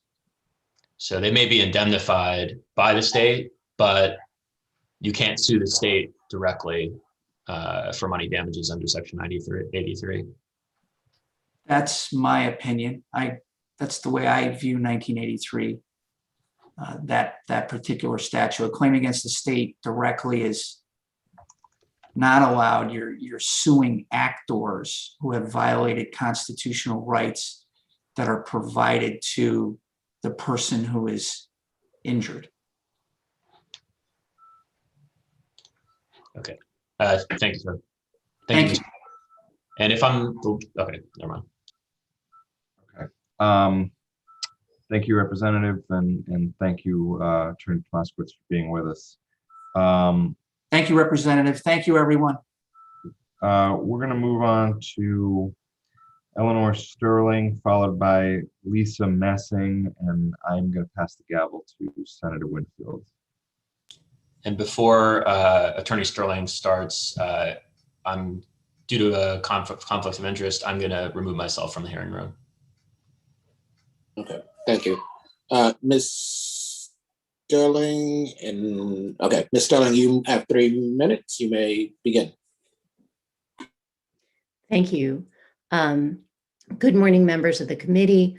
My name is Eleanor Sterling. I am a lawyer with the firm of Koskoff, and Beater, and I am speaking on behalf of 2 families here today. First, I represent Bazem and Lorianne Karzoun. They are HJ 186 for your reference. Their son, Jafar, was killed during Yukon Spring Weekend 10 years and 9 months ago. Jafar was a junior at Yukon majoring in accounting and business, and he suffered fatal injuries during the course of Yukon Spring Weekend. Through prior counsel, the Karzoun family filed a claim in the Claims Commission in 2011, a little less than 10 years ago. Their claim is about finding justice for the death of their beautiful, gregarious firstborn son. And their claim is also about finding accountability from Yukon and Yukon administrators for their role in Jafar's death. Now, this is not the first time I've appeared before this committee to ask that the Karzoun case be released to proceed in Superior Court. In 2016, shortly after my office came into the case, I testified before you and I asked you to release the case. And at that time, the case had been pending for 5 years. And when that release was declined, my clients and I went back and we participated in discovery and we submitted evidence and written filings in a good faith effort to move forward. All that was completed well over a year ago, and decision of the case, decision and no response from the Claims Commissioner on our submission. The decade of delay in the Claims Commission is profoundly unfair to the Karzoun family It also harms the public interest and accountability of state in UConn among them. Because of time limit here, I'm not going to go into the events that led to Jafar Karzoon's death. It's to say that the question with regard to UConn spring weekend leading up to the spring weekend in which Jafar died was not if a student would die, but when. And UConn administrators knew it, and they allowed a lawless, dangerous event to continue. Jafar Karzoon paid for those administrators' inaction with his life. It adds to this terrible injury that his family has wasted 10 years to hold UConn accountable for its actions. I am also here on behalf of— I would just say that your time has elapsed. If you could make your final statement or summarize, we'd appreciate that. Yes. I'm briefly going to refer as well to our client, Bonnie Bossi, who has a medical malpractice case, which has been pending for 3.5 years. By statute, it should have been released as a matter of course at least 2 years ago, and it has not been.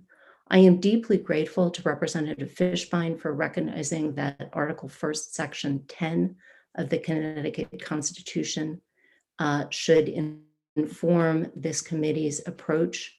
I'm also grateful to Representative Staffstrom for recognizing that this is a core function of the committee and of the legislature. It is clear that the committee understands its constitutional duty to alter the Claims Commission process and to end these unreasonable, unconstitutional delays. So on behalf of my clients, I strongly support HB 6506. But I would also request— Ms. Sterling, Yeah. I'm going to ask you to stop there. I know that Representative Fishbein has comments or questions, Yes. so we're going to let him proceed. Thank you, Thank Mr. you. Chairman. Thank you, Eleanor, Attorney Sterling, for your kind words. I didn't write it down. What was the other claim that you're here about? Oh, you didn't write it down because I skipped over it because I was trying to meet your time limit. Bonnie Bossi's reference is HJ 186. Okay, and that's the one I did write down. What's the other one? Oh, apologies.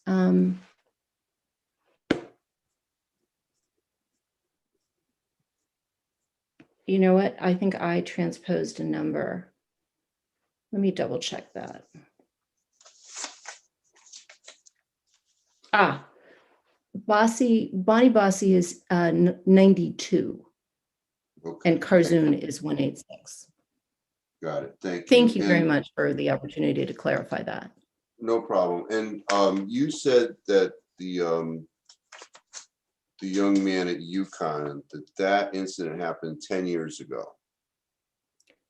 Actually, a little more than 10 years. It happened in May of 2010. Okay. And can you just tell me procedurally, how we get to 2021 on that particular claim? Yeah. So the claim was filed in April of 2011. My office was not involved with the handling of the claim for about the first 5 years. But some discovery was done at that time. Then I came before you, we got involved, and I came before you in 2016 and asked that the claim be released. At that point, we had done some more discovery because our understanding of the Attorney General's position and the approach in the Claims Commission is that we would be required to make an extensive evidentiary presentation in order to be released from the Claims Commission. So we conducted discovery in order to prepare for that presentation. Then I came before you in 2016, presented the case, was not given relief in a sense of the opportunity to proceed in Superior Court at that time, We went back to the Claims Commission and continued with discovery. Now, having been declined by this body the first time, it seemed like then what we ought to do is try to have the Claims Commissioner release us. So we completed discovery on many issues, including expert depositions and the depositions of our clients, and made a long summary judgment type presentation to the commissioner. That was heard in, just checking my notes, oral argument November of 2019. So a year and 4 or 5 months ago. Now, given the age of the case, I had hoped that that making that very extensive presentation, presenting argument, and the age of the case would encourage the commissioner to move quickly. We have not had any response. Since that hearing in 2000. That's correct. That's correct. And so while I wanted to express my support for HB 6506, I also do want to say on behalf of the Karzoon family that any further delay is just too long. I agree. So the other case that you didn't get to inform us about because of the time constraint, HJ 92. Can you tell us a little bit about that? Sure. So Bonnie Bossie was seen by a physician at the University of Connecticut Medical Center. That physician failed to diagnose her oral cancer in a timely manner, and that failed diagnosis led to a delay in the commencement of her cancer treatment, and that delay reduced the likelihood that those treatments will be successful. So that case was brought in the Claims Commission in September of 2017. A few months after that, a notice of an intent to contest jurisdiction was filed. We responded to that. At that time, we also filed a supporting physician's opinion letter because when you file a supporting physician's letter under General Statutes 52-190A, there's a requirement that the Claims Commissioner release the case. So that letter was filed in January of 2018. At that point, there was no motion pending. There had been a notice filed by the respondent, but no motion. We have a sufficient physician's letter filed in support of the claim. It should have just been released.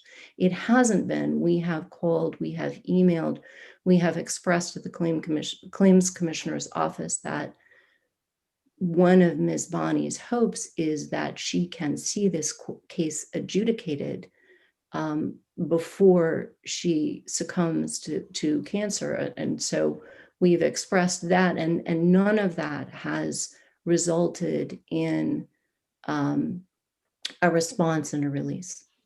Well, thank you for that. And in that particular case, understanding that the claim was filed in 2017, when was the alleged misdiagnosis? When did that occur?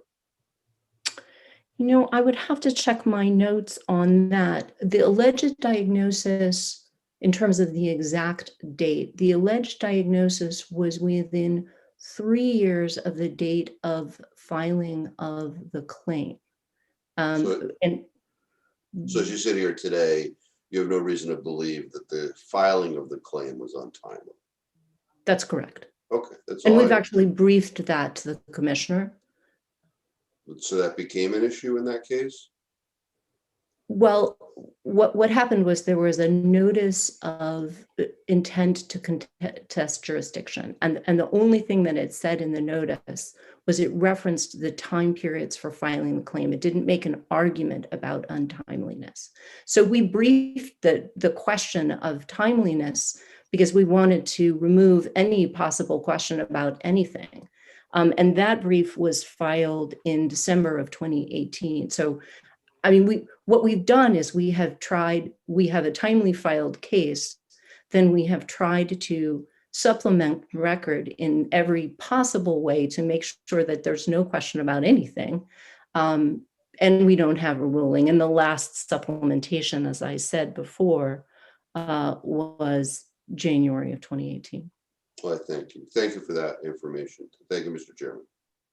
Thank you, Representative. Comment or question from members of the committee? Comment or question? May I ask you a question? I was writing. I think I missed part of it. So in the second case, it's that there was a misdiagnosis that delayed her ability to get what she would have been able to otherwise get, or was it that she just wasn't diagnosed? I misdiagnosed. I missed part of it. Sure. And I think I'm hurrying a bit too, because I'm sensitive to the committee's time. So what happened is that the physician whom she saw led her to believe she did not have oral cancer when in fact she does. And that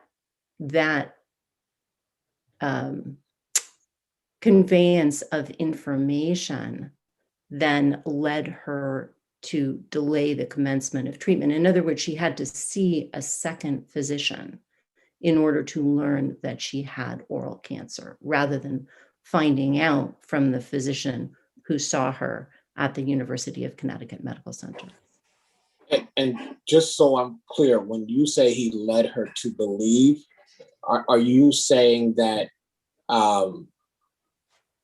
they had screened her for the cancer, and despite the fact that there was evidence of cancer, he suggested something different? Or are you saying that he just never, just because this is before us, I just want to make sure I'm clear on understanding what's before us. Sure. Yeah, she was seen and tests were taken, and the information that she got back was that she did not have oral cancer based on those tests, when in fact she did. Okay. Comment or questions from other members of the committee? Rep. Fishbein, your hand's still up. Is that still up or is it new? Okay. Sorry about that. No problem. Comment or question from other members? I do not see any. I want to thank you very much for joining us this morning. Thank you very much. Thank you. Next, we have Lisa Messing, followed by Paul Slager and Sean Peoples. Lisa Messing. Yes, can you hear me? I can, and you have your 3 minutes. Can we have my attorney join in? Paul is my attorney. Yeah, hi. Can everyone hear me? Oh, Paul Slager. Paul, you're the attorney? I am. Yeah, you both can, yes, together, yes. Good morning, everyone. If it's okay, I'll start and then I'll introduce Ms. Messing. Okay. Yeah. Okay. Yes, go. Okay, thank you. And let me just start by saying good morning to you, Senator Winfield, Representative Staffstrom, other distinguished members of this committee. We appreciate being heard today. We're here, just so everyone understands what we're here for. We're here for Resolution 223, which appears, I believe, as your agenda line 156. And we're appearing here today in opposition of that resolution. That's another in what appears to be a long line of extensions sought by the Claims Commissioner.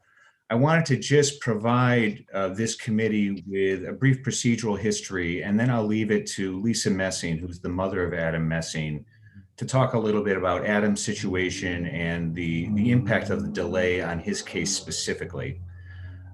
Let me just start by saying that I believe we've done everything you can humanly do to ask the Office of the Claims Commissioner to act on this, to give us permission from the Superior Court, and essentially have been ignored, like others before us. The procedural history here is tortured and has resulted in significant delay and prejudice. The incident that is involved in this case was a catastrophic injury sustained on May 21, 2017. This claim was timely filed with the Office of the Claims Commissioner in March of 2018. Shortly after filing that claim, the Adam Messing, who was the plaintiff in the case, who was in very grave medical condition at the time that we filed this claim. And shortly after filing it on April 26, 2018, we sent a letter to the Office of the Claims Commissioner requesting that the claim be deemed privileged and be considered on an expedited basis in light of the fact that the any delay would pose a significant threat to Adam's health and well-being. We also explained that Adam was living in his mother's home, receiving extensive outpatient therapy. His mother was self-supporting Adam in all of his care through employment outside the home. She was in a position where she could neither safely leave him alone during her work time because he would wander and put himself at danger, nor could she afford others to manage him in her absence. And so we asked and implored the Claims Commissioner to consider his situation critical and the timing of his situation more specifically critical, that his claim be heard as soon as possible. Obviously, that has not happened. The Attorney General filed an appearance in May of 2018. We filed our first motion for permission to sue in June of 2018. We have since filed, the Office of the Claims Commissioner did not respond. We filed our second motion for permission to sue on August 27, 2018, asking either for permission to sue or for an emergent hearing to allow argument on the motion. Attorney Slager, I'm just going to interrupt you for a second. So your time is up, and your client is going to get 3 minutes. So you have a combined 6 minutes. You can either turn over to your client, or you guys can eat into each other. I just want to make you aware. I appreciate the courtesy. I'm going to just finish this procedural history and then turn it over. And what I'll do, just to do it as efficiently as possible, is let you know that we have filed a total of 5 permissions to requests for permission to sue or for immediate hearing. Each of those has been ignored. There's never been a response by the Office of the Claim Commissioner. There was only a single objection filed by the Attorney General to the very first one. So there's been nothing filed either by the Attorney General in opposition to our motions or by the Office of the Claims Commission itself in response to any of these other motions. So procedurally, the case sits still, it's ignored, it's gathering dust while Adam languishes. And I'll turn it over to Lisa to talk a little bit about his situation. Hello, can everyone hear me? I do. You're a little bit low. If you can get closer or speak up. Absolutely. I hope this is better. Adam was set to graduate from the University of Hartford on May 21st, 2017, where he spent 4 years studying to earn his business degree. He was graduating with honors. He loved the university and the city of Hartford. He loved his friends and family. He had a wonderful finance job ready and waiting in New York City with a start date just a few weeks later in June. He had a bright future and big dreams.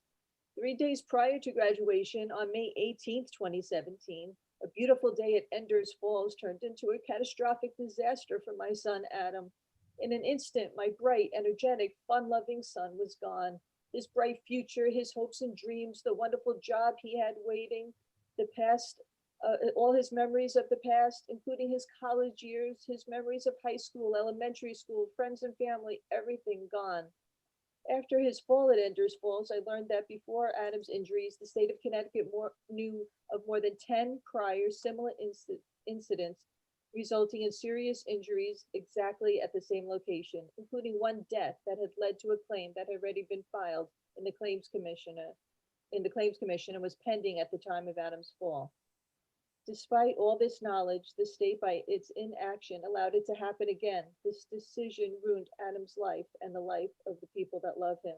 I could spend an eternity discussing the hardships brought upon my son because of this avoidable incident. This accident left much of his body whole, but his devastating brain injury took his mind and crumbled his memories into a million pieces, leaving a shell of the person that once lived.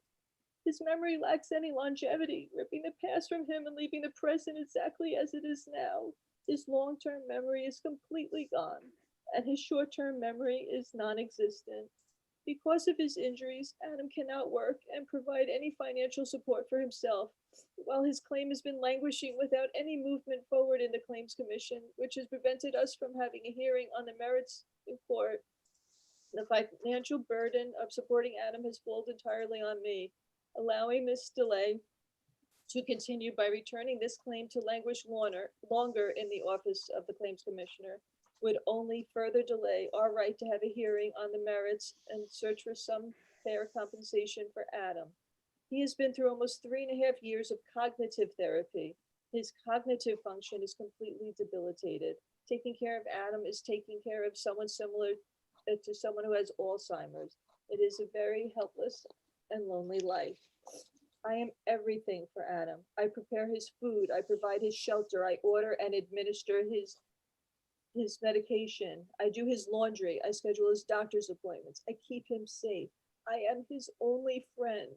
All of his eggs lie in one basket, and I'm petrified what will happen if I'm no longer able to care for him.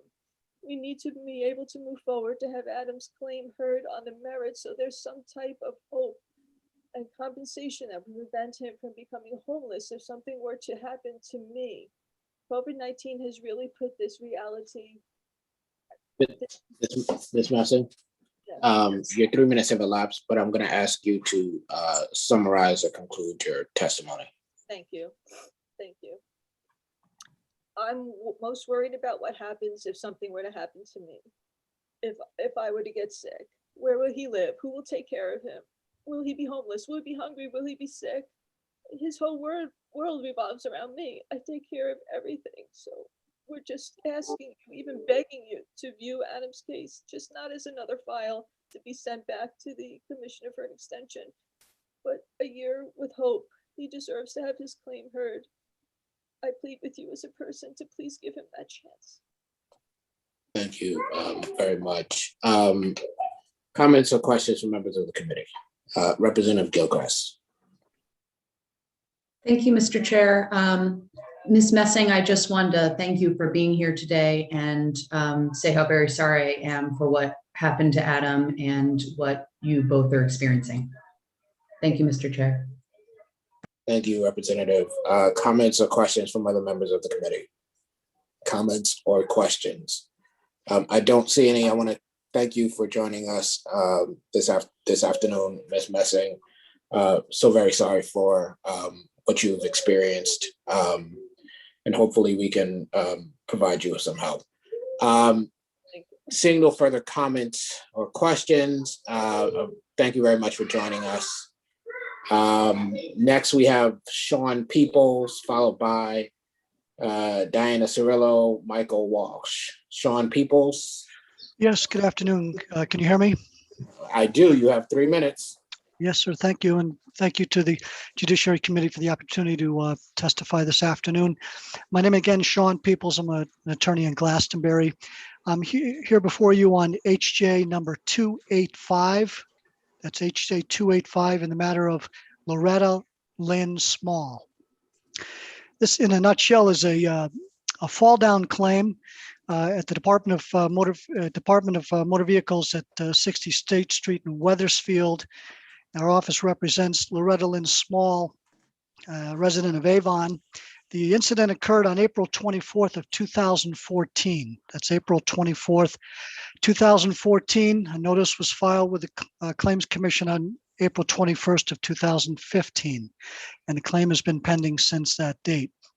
Essentially, she was parking her car to do business at the department. She was walking across the parking lot and tripped into over a pothole and fell hard onto the pavement onto her right shoulder and right arm, suffering a pretty serious injury to the right rotator cuff and right biceps tendon. She underwent a course of conservative care. She was worked up for a surgical procedure, which was a pretty invasive procedure where they have to open up the shoulder and repair the rotator cuff. On the day of surgery, she elected not to undergo the procedure. So the physician, the surgeons offered her a course of conservative treatment to include 3 courses of physical therapy, 5 courses of corticosteroid injection into the right shoulder. She's scheduled to undergo a 6th injection into the right shoulder next month. So the treatment is ongoing. The claim being a fall down is essentially that there was a hazard to pedestrians, that there were no barriers placed, There was a failure to repair or to adequately maintain the parking lot where pedestrians would traverse from parking areas into the building. Failure to inspect and to allow the hazardous condition to exist for an unreasonable amount of time, and failed to remedy, yet had the opportunity to do so. She continues today. Her surgeon has told her it's a matter of not if, but when the surgery is going to be necessary, because she's modified her activities of daily living, and she has continuing to suffer from the injury. And one day she will need the surgery, and she will do something that will make that a matter of a necessity. Her medical bills are in the range of about $10,000 to $11,000. That would not include the serious surgical procedure.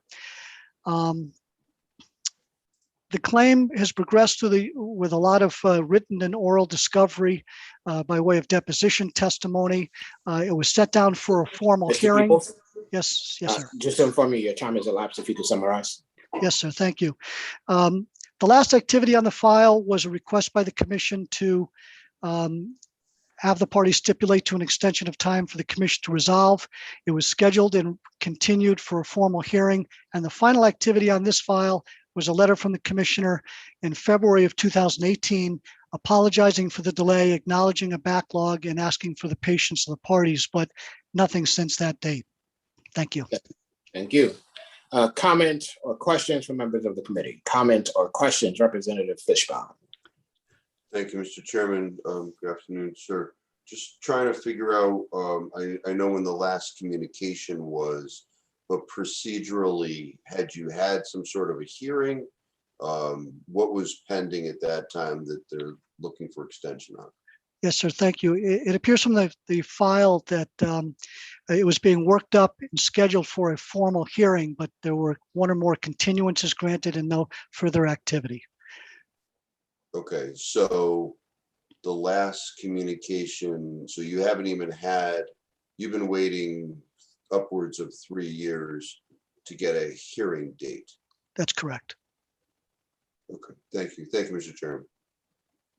Thank you, Representative. Comment or questions from members of the committee? Comment or question? I don't see anyone. Thank you very much for joining us this afternoon. Thank you all. Yes, thank you. Enjoy the rest of your day. Next, we have Diana Cirillo, Michael Walsh, and then Angelo Ziotis, who I see has joined the room. Diana Cirillo.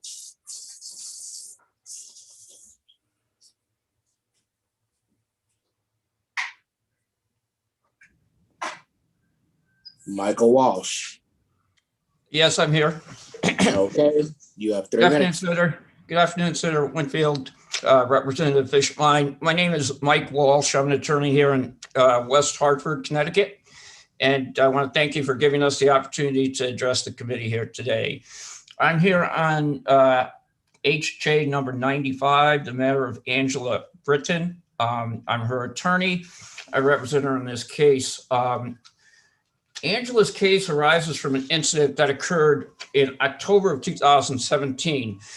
She was driving on I-84 West in Farmington, and a piece of concrete fell from an overpass. It hit the ground right in front of her car, came up, hit her car, forced her over into the guardrail, and she sustained injuries. There is a state DOT construction crew working on the overpass.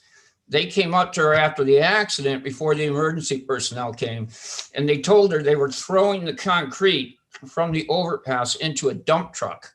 And as he threw the piece of concrete, he missed the dump truck, and it hit the highway and bounced in front of her car as she was driving along. We filed a notice of claim with the claims commissioner. The attorney general's office filed a notice of defect claiming that this was a highway defect action. Well, this clearly is not a highway defect action. There is clear case law that says it's not. In fact, the attorney general's office is the one who fought the case in the Supreme Court of Connecticut, saying that falling rock cases are not highway defects. This is clearly an act of negligence on the part of the state DOT worker. We filed a brief explaining all this with the claims commissioner, and that's essentially been sitting since September of 2018. 2019, 2020, nothing. So we're here respectfully requesting you to give us permission to proceed with our claim in the Superior Court. It's a clear act of negligence. The statute is essentially, if a private person could be held liable, well, if this was a private construction crew, they clearly could be held liable. I'm also very much in support of House Bill 6506, which is the CTLA bill that's trying to make some corrections with the Claims Commission. I know you've heard this before, but the Claims Commission is broken. You look at the annual reports filed by the Claims Commissioner, some years there's been 400, 500, 600 claims filed, and she's granted permission to sue. One year, she granted permission to sue in 0 cases. Another year, she granted permission to sue in 4 cases. So we have hundreds of cases to be filed. Mr. Wong. Yes, I'm sorry, Senator. No, it's fine. Your time is elapsed. I'm just letting you know, and if you could summarize it, we'd appreciate that. Okay, so we would respectfully ask for this committee to give us permission to sue, to not grant the extension sought by the Claims Commissioner, and we appreciate the attention you're giving to this matter. Thank you very much. Representative Quinn has a comment or a question. Thank you, Mr. Chairman, and Attorney Walsh, it's very good to see you. Quickly, what were the extent of her injuries? She's got a shoulder and upper extremity injury. She needs shoulder surgery, but quite candidly, she lives paycheck from paycheck. She's a delivery person. She can't take the time off work. So she's basically got a rotator cuff tear. She needs surgery for it. Okay, and is this impeding her ability to work as well? I mean, she's fighting through it. I mean, it hurts, and it's been diagnosed. It's there. It's an objective. It's not like a soft tissue. It's an objective injury, and she's fighting through it. But yeah, every time she has to lift something, it does cause her pain. Yeah. Okay. All right. Thank you very much. And again, Mike, very good to see you. Thank you, Representative. Thank you, Representative Quinn. Is there a comment or question from members of the committee? Comment or question? I don't see any. Attorney Walsh, thank you very much for joining us this afternoon. Hope you enjoy the rest of your day. Thank you, Senator. Next, we have Angelo Ziotis, followed by Diana Cirillo, and then Allison Jacobs. Is Angelo Ziotis in? Yes, I am. Yes, I am. All right. Senator. Thank you. You have 3 minutes. Thank you, Senator. Thank you, Senator. Thank you, members of the committee. I am Angelo Ziotis. I'm a partner in the firm of Silver, Golub, and Titel in Stamford, and I'm a past president of the Connecticut Trial Lawyers Association. So I'm here to advocate on behalf of House Bill 6506. Want to start by thanking Chairman Staffstrom, who I don't see currently, but I know was here this morning asking a lot of great questions.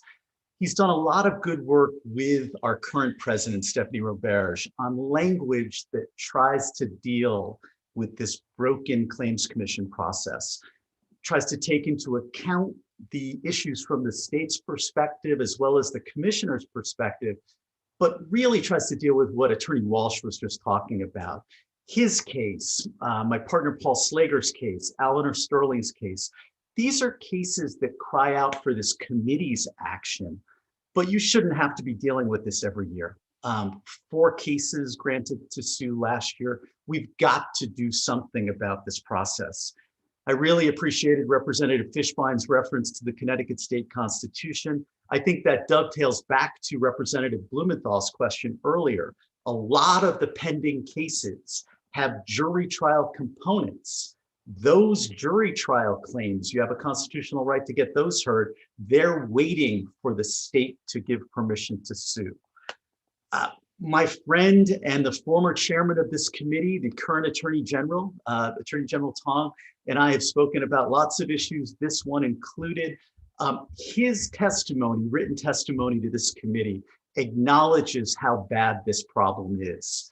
This bill is the work of a great deal of hours of people like Chairman Staffstrom and our President Roberge that addresses that. We really need this bill to reboot the system and try to get us from point A to point B. We can't have this year after year with this committee dealing with brain injury and wrongful death and other serious claims that have been languishing for years. So I really beseech this committee, take this bill seriously, pass it through. We're happy to talk with the AG's office if they've got amendments they want to propose, but this committee should approve this bill if you could. Thank you. Thank you. There's a comment or a question from Representative Fishbaum. Thank you, Mr. Chairman.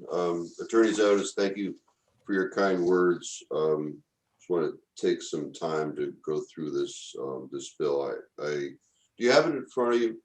I do. Okay, great. If we look at line 4, where it talks about the certificate of merit, one of my concerns is that the claims commissioner is a gatekeeper function. Right. And if we are to lift that gatekeeper function, you end up with potentially more suits in Superior Court than there ordinarily would be. And a lot of those cases settle, quite frankly. And the way I read the certificate of merit, it's really all it would require, based upon what I see, is a statement that says this case has merit and I've made reasonable inquiry as to its merit.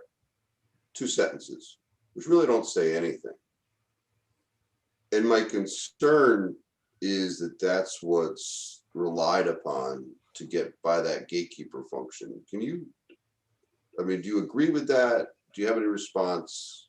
Yeah, I don't in a number of ways, Representative, and I appreciate that most cases settle. That's certainly the statistics that any civil litigator would acknowledge. There's a category of cases that don't settle as regularly. And those are cases that are defended by government lawyers or by staff counsel lawyers who are on salary for insurance companies. Those cases go to trial a lot more than you would think. And so I don't think that what we're dealing with is a system of a gatekeeper and then things are wide open. I, as a plaintiff's lawyer, try to bring every case that I can before a jury. I believe in the jury system. I would rather have my cases tried before a jury. Well, one of those reasons is a case tried to a judge, you're not going to get the kind of uncertainty that jury trials allow for lawyers like myself to ask for what I think are fair damages. Judges are much more circumscribed. And there's a number of mechanisms early in a case, motions to dismiss, other things. I don't want you to underestimate or to overestimate what allowing to go to Superior Court entails.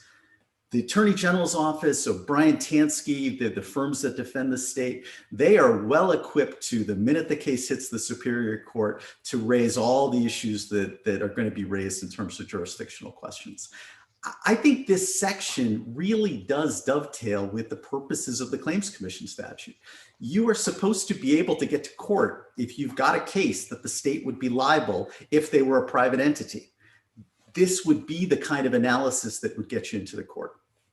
So I hope that answers your question, but I appreciate it.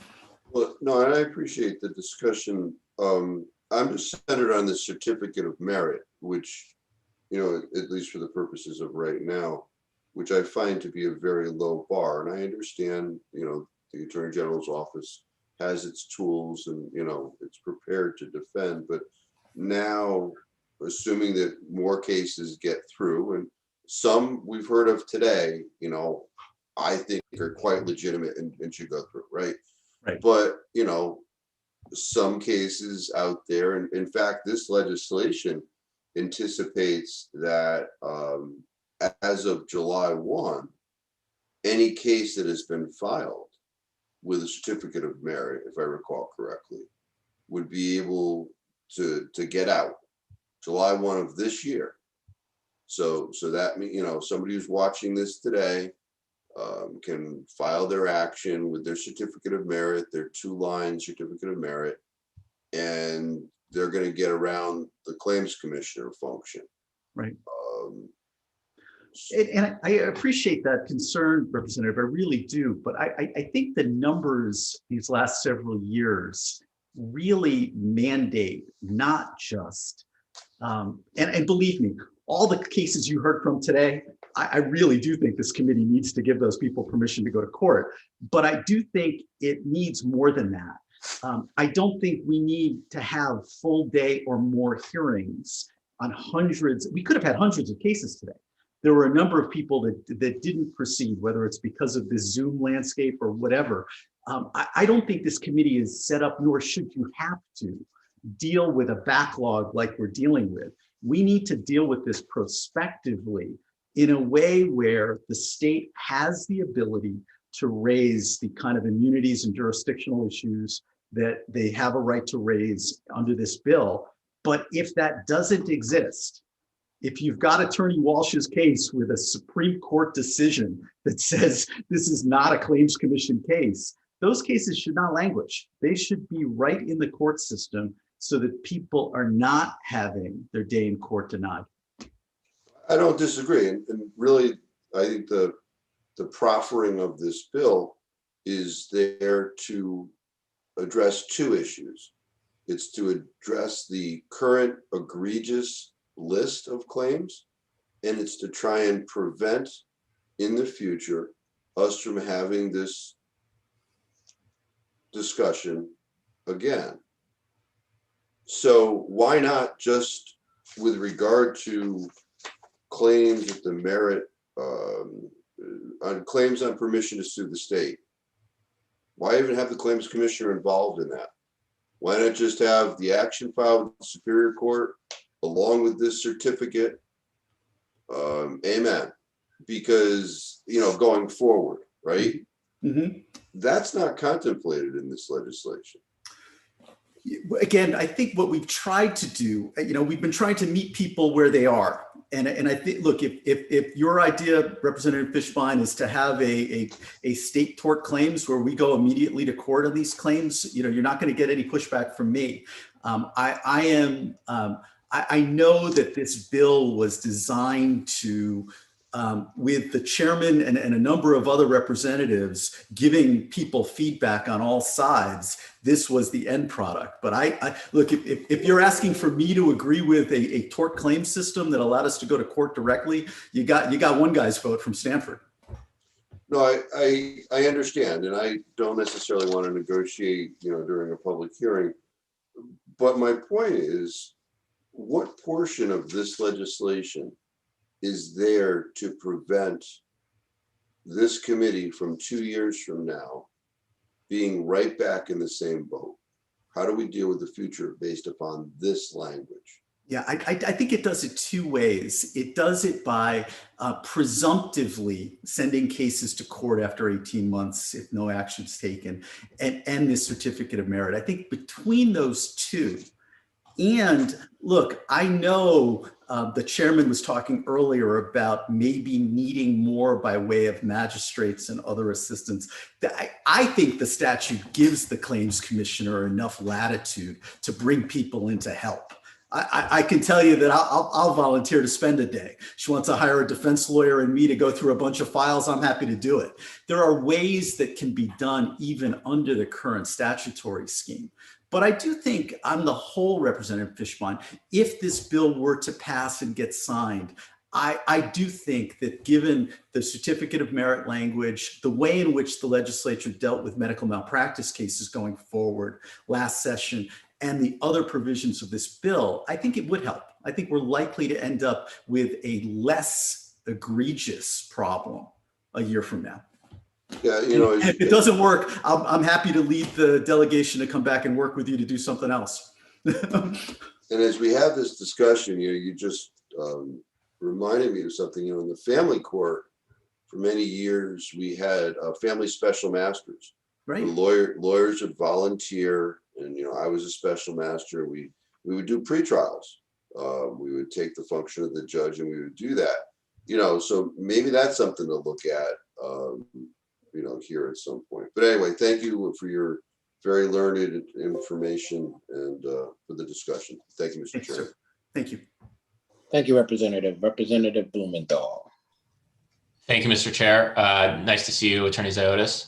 And you, Representative. Just had a few questions on the bill and kind of the state of play in this area for you. So first of all, I was just wondering, there was one argument from the Attorney General, who's my friend as well as yours. In fact, not only my friend, but my predecessor in this legislative seat. There was one argument that, to me, based on the testimony we've heard today, seemed to be somewhat undermined or confusing to me. And that is the cost of additional staff resources. It seems to me that the Attorney General's office is already functionally litigating these cases in the Claims Commissioner in a way that would be similar to what would happen in Superior Court. So I was just wondering if you had any thoughts on that argument, and if you could clear up my confusion, or you know, I wish I could, because I have to say that was part of the testimony that I read with some degree of puzzlement. And I know the Attorney General to be a careful lawyer. I think if the evidence were there, it would be in the testimony. These are cases that are assigned to a member of the Attorney General's office. Look, to the extent that there is any issue of cost savings, all we are doing is delaying costs that need to be incurred. And I can't say this any more directly. When somebody like Attorney Walsh's client has a case like that, they deserve to be paid, and paid in a timely manner. So I don't think it's appropriate to use that as a cost argument. There's clearly not a resource argument. Those lawyers are employees of the Attorney General's office defending these cases right now, and they will take the same position they do in the Claims Commission process in court. And this is more of a general question. In your experience, as you've observed cases in the past, and just your general knowledge of the legal system as a lawyer, would you say that in some cases that when no action is taken for a very long time on somebody's case in whatever area, and that person is not represented by a very able and hardworking and assertive lawyer like yourself, would it be fair to say that sometimes those cases just kind of go away? Yeah, it's really unfortunate. I mean, look, this is a system where even very capable and assertive lawyers that you've heard from today are having trouble getting justice for their clients.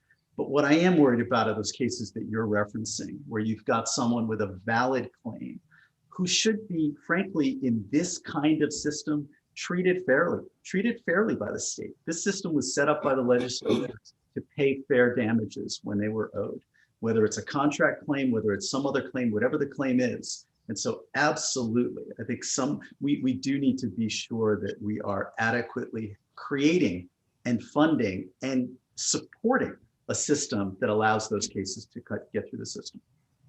Yeah, I appreciate that testimony. I really agree with you. I'm very concerned about not only the effect of this delay on cases for people who are represented and may eventually get some justice, once the system eventually works, albeit delayed. I'm very worried about those pro se litigants who come in not understanding the system, and just due to the extreme delay, they just give up. And they may have a very valid claim, and for whatever reason, they just didn't get a lawyer who can tell them all their rights and tell them that they can insist on their claim. They may just lose faith in the system and never achieve justice. And to me, that's very concerning.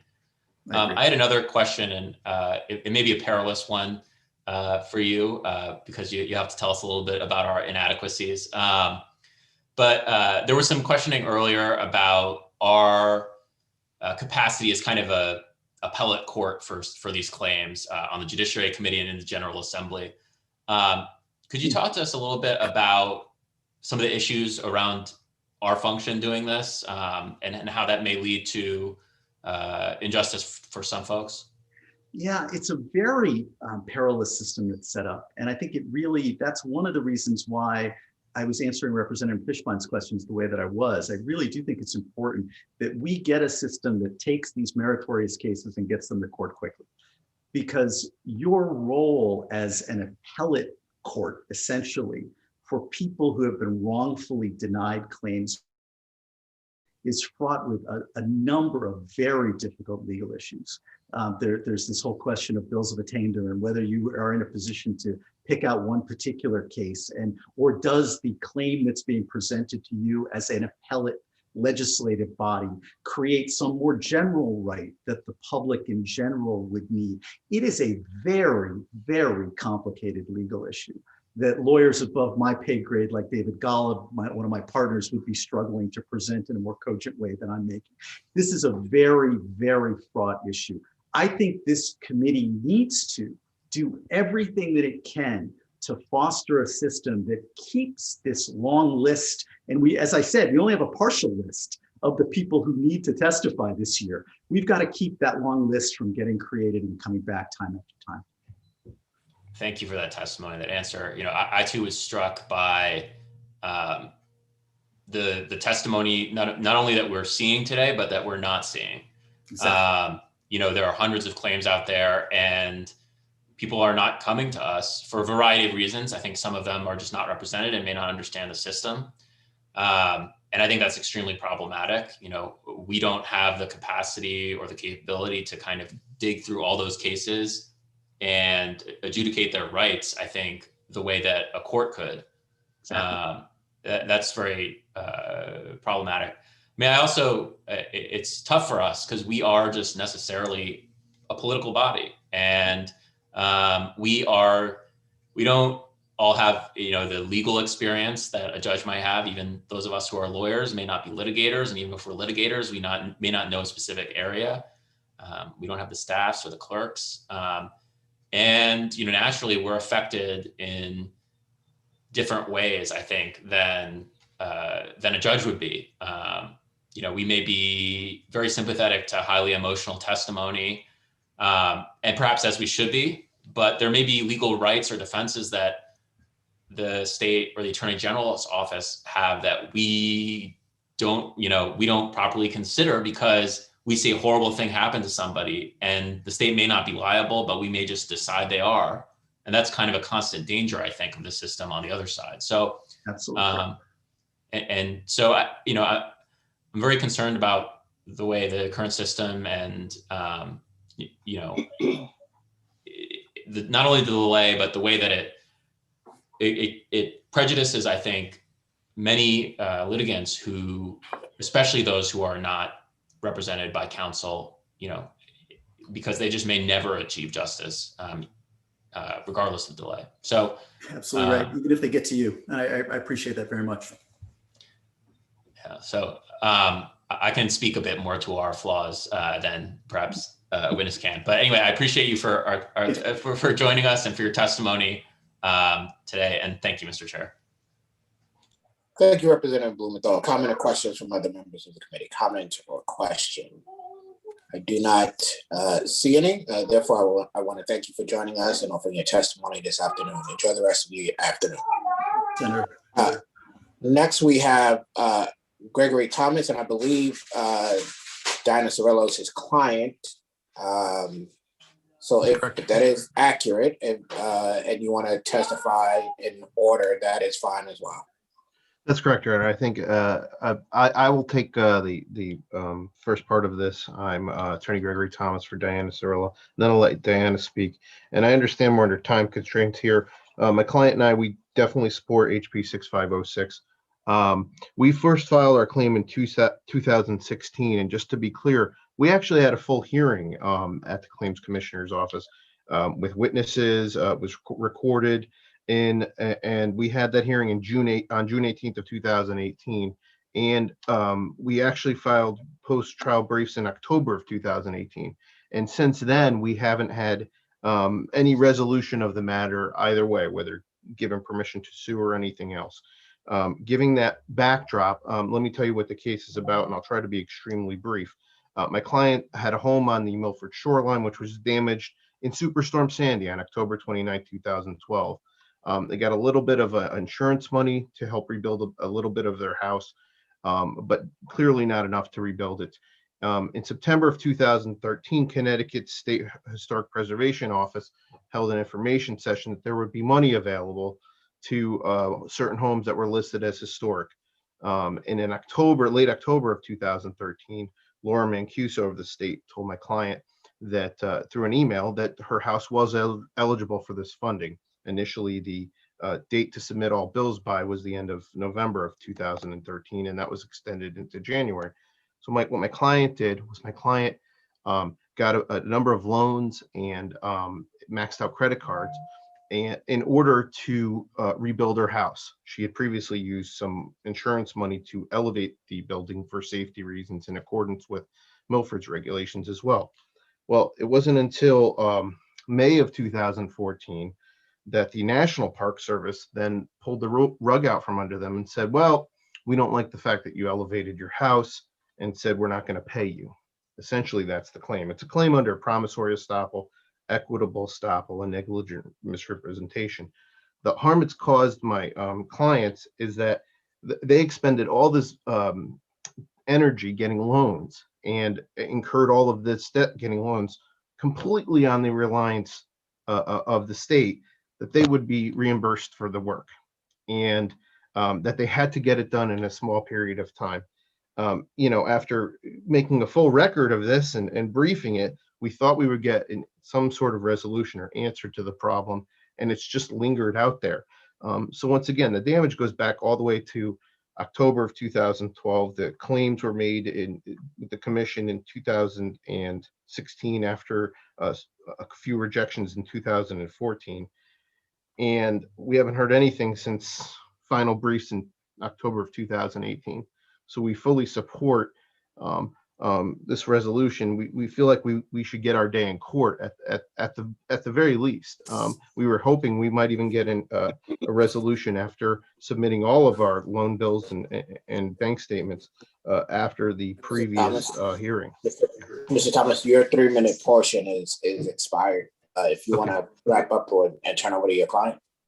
Yeah, I think I've summarized what I have to say, and I'll turn that over to my client, Diana Cirillo. Hi. Good afternoon. You may begin. Hi. So what my attorney is telling you is that we've been following the process since the beginning, and we thought we were doing everything right. We did everything they told us, and we relied on them completely. So they told us, yes, you need to get all your bills in. You qualify, don't worry about it. You'll receive your payment in 6 weeks. That's very out of character for us. We don't take out loans like that, but we did because, we thought the system would work for us. And then when that didn't work, I'm a little nervous. When that didn't work, we were told 2 years down the road, the SHPO people really tried to get our claim paid. They believed that we should have qualified. And they kept fighting for us and fighting for us. And then when we got to a dead end, SHPO said, well, now you need to go to your legislators and file a claim with the Claims Commission. So again, I was like, well, what does that mean? And that's how we were sent to your area. All the legislators signed letters saying that, this should be paid. This was an injustice. And then we filed the claim with the commissioner and we got that hearing. And then nothing happened since then. So that's why we're where we are today. Thank you very much. Comment or questions from members of the committee? Comments or questions? I do not see any. I want to thank you very much for coming and sharing your testimony with us. Yes. So I look like I have a question. You look like you had something to interject. Well, I'm a little worried. I just really want to get my point across that I don't know how much more we could take. We're still paying the loans that we took out. So, we really need help on this. I don't want any more extensions. Every time we get, a letter. Yeah, I don't think your point is lost on the committee. Okay. Thank you. And you, Mr. Thomas, for joining us this afternoon, and hope you can enjoy the rest of your afternoon. Okay. Thank you, you too. Next, we'll hear from Allison Jacobs, followed by Stephen Reck and Elizabeth Adams. Is Allison Jacobs in and ready to go? Yes, thank you, Senator. Good afternoon, members of the committee. My name is Allison Jacobs, and I thank you for the opportunity to testify today regarding my client, Joanne Lofberg, executor of the estate of Robert Lofberg, HJ 204. It has been almost 10 years since Captain Robert Lofberg was driving on the Post Road in Madison when a tree located on state property split and crushed his vehicle. This unthinkable disaster caused him devastating injuries and resulted in his untimely death at the age of 55. He was a devoted husband and father who served for 20 years in the Merchant Marines and served his community in the Guilford Volunteer Fire Department. Expert witness Dr. Tatter, a highly qualified plant pathologist, testified in his deposition that the roadside tree that killed Robert Lofberg was a severely decayed hazard tree that should have been removed by the state at least 10 years prior to Robert Lofberg's death. Dr. Tatter blames negligent inspection by the state for causing this tragedy. This complicated case is akin to medical malpractice cases against the state, since expert testimony is required to understand the elements of negligence. Therefore, it should be treated as such, and like medical malpractice cases, which are supposed to be permitted to proceed to trial with a certificate of good faith from a qualified expert, it should likewise. Robert Lofberg's widow, Joanne, brought this claim with the expectation that the law would ensure that her claim would be addressed in a timely manner, when instead it has languished without even the chance of a resolution for 10 years. Here's what Mrs. Lofberg said about how the pendency of this case is affecting her life. Having this claim open and ongoing is extremely nerve-wracking, as it reopens wounds over and over and is preventing me from bringing full closure to this heartbreaking situation. The longer this claim is in limbo without any decision, the longer the healing process, emotionally as well as financially.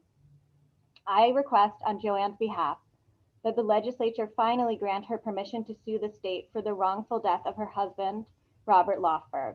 We would also like to indicate our support of HB 6506, the CTLA proposed legislation to overhaul the Claims Commission process. Thank you. Thank you. Comment or question from members or question? I do not see any. I want to thank you very much for joining us and offering your testimony this afternoon. Hope you enjoy the rest of your afternoon. Thank you, Senator. Next, we have Stephen Reck, followed by Elizabeth Adams.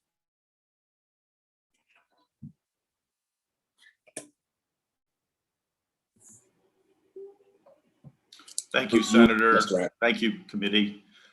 Members of the Judiciary Committee. My name is Attorney Stephen M. Reck, and I represent Susan Cardinal, the HJ number 107. I strongly support the HB number 6506, the CTLA legislation to overhaul the Claims Commissioner process. Susan Cardinal's case involves an accident which occurred on June 29 of 2015. She was entering the highway in Stonington when a DOT worker stepped directly in front of her path. She slammed on her brakes, basically saving his life.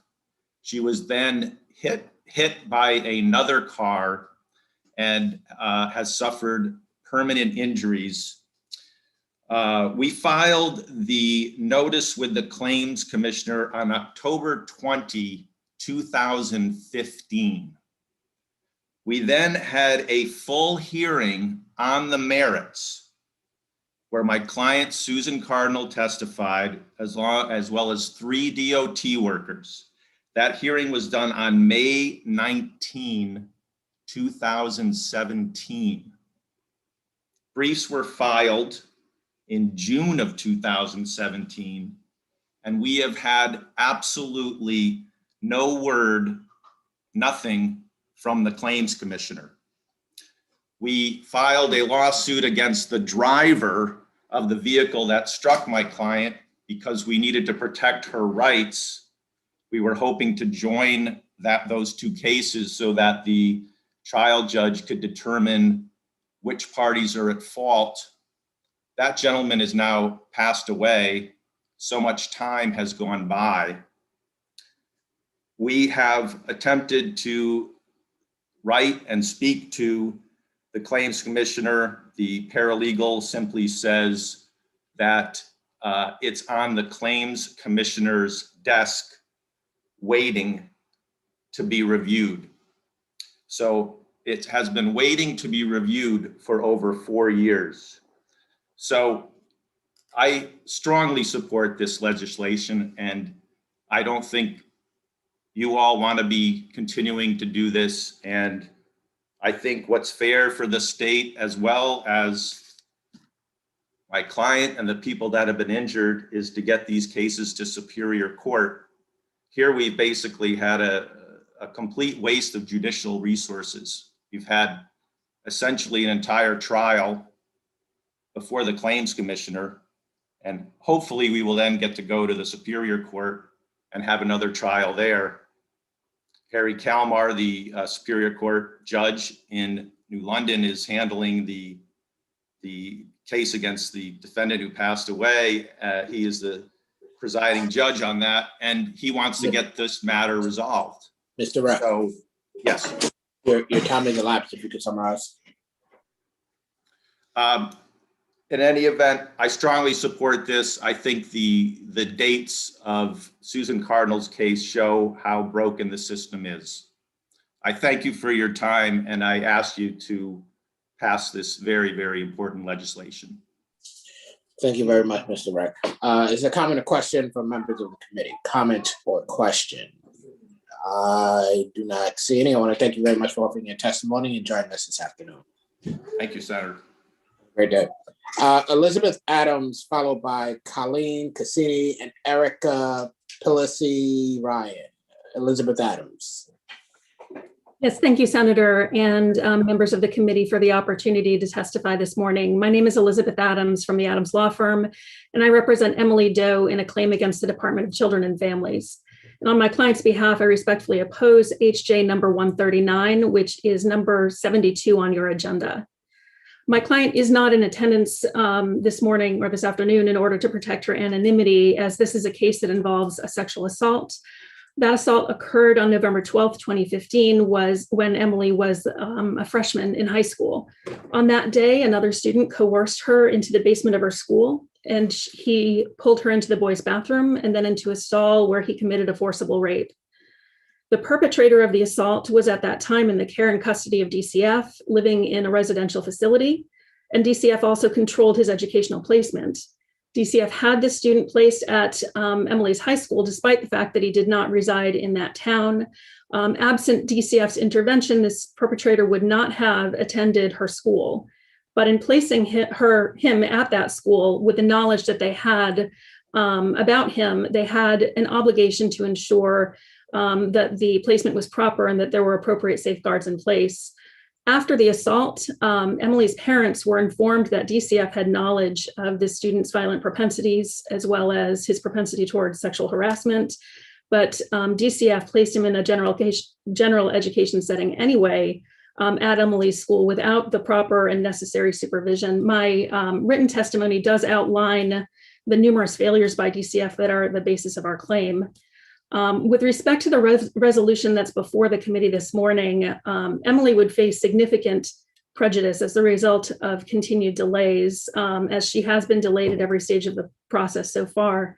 With the case stalled, DCF had no incentive to comply with deadlines or to produce documents that they were relying on in objecting to our case proceeding.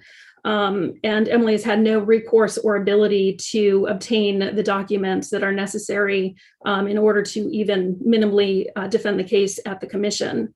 So my client now faces the prospect that critical evidence may be lost, misplaced, or destroyed, and that the memories of witnesses may be compromised by the delay. I think it's important to note that the individual who gave the information to Emily's parents about DCF's knowledge was critically ill a number of years ago, and there's a significant concern that we will no longer have access to that witness if he hasn't yet passed. And so the delays do have a significant impact on this case in particular, Emily's now a young adult, and she would like to move on with her life, but she would also like to pursue this claim against DCF, and she's entitled to do so without further delay. So on her behalf, I would like to object to HJ number 139 and ask that her claim be released so that we can proceed in Superior Court. Thank you. Comment or question from members of the committee? Comment or question? I just want to make sure I think I misheard you. So has the witness already passed, or are you concerned about the jeopardy of the witness passing? I have not been able to determine whether the witness has passed. He may have already. It's something that I've been trying to locate him, but I haven't been able to do so. And the evidence that the witness can provide, is that evidence that you have in addition to the witness, or just evidence that the witness can provide? So the witness had evidence about DCF's knowledge, and I believe that there will be other witnesses, including, and that there may be other documents as well. Because we're so early in the process, we haven't been able to access information to support what he had told the parents. Okay, thank you. Comment or question from members of the committee? Comment or questions? Seeing none, thank you very much for joining us and offering your testimony. Thank you for your time. Colleen Cassini, followed by Erica Pelisi Ryan and Rosemary Payne. Colleen Cassini. Thank you, Senator. Good afternoon, committee members. My name is Colleen Cassini of Levy Left and DeFrank. I am speaking in connection to HJ number 227. I represent Maureen Monaghan in connection to a slip and fall that took place in one of the state's parking lots at Southern Connecticut State University way back on February 28th, 2015. She slipped on ice in the parking lot. Notice was filed with the state on November 19th, 2015. Was stamped received by the state on November 24th, 2015. Various correspondence back and forth, proceedings, a formal hearing did indeed take place on June 7th, 2017. And here we are today still with no decision. Again, similar to all the testimony that's been provided so far, the delay in this is just simply unacceptable. The process has failed my client. She's been waiting with no reasonable explanation as to why it is she has to wait. And ultimately, we're asking that the Claims Commissioner's request for another extension of time be denied, and that she be granted permission to file suit in Superior Court, move on with this case, and seek some sort of resolution. Keeping all of that in mind, I do also support HB number 6506. Thank you for your time. Thank you. Comment or question from members of the committee? Comment or question? I do not see any. I want to thank you very much for joining us this afternoon. Next, we'll hear. Thank you. Next, we'll hear from Erica Pelisi Payne, Rosemary Pelisi Ryan, Rosemary Payne, Emily Chumis. Is Erica Pelisi Ryan in? Yes, I'm here. Thank you. All right, 3 minutes. Good afternoon, members of the Judiciary Committee. Thank you for allowing me the opportunity to speak today. I'm here on behalf of two clients, two cases. I'm going to go in numerical order for both of them, and I do have the mothers of the victims for both of them here to testify. So they are number 24 and 25, and I'd like the opportunity to have them speak right out if possible. So just let me verify. So that's Andrea Barrett and Adrian Oyolo. That's correct. Okay, that would be fine. Proceed. Thank you. They're in the room now. Yeah. Okay. Go ahead. And we'll start your 3 minutes. We'll start your 3 minutes now since I interrupted you. Thank you. The matters are HJ 116 and HJ 233. So beginning with the estate of Michael Shore, Michael was a 14-year-old boy who was ward of the state, and he was in DCF care and assigned a foster parent. He was assigned an inadequate and unqualified foster parent. Michael suffered from various conditions, one of them being autism, and he was assigned a foster parent who was not equipped to or trained to handle special needs children.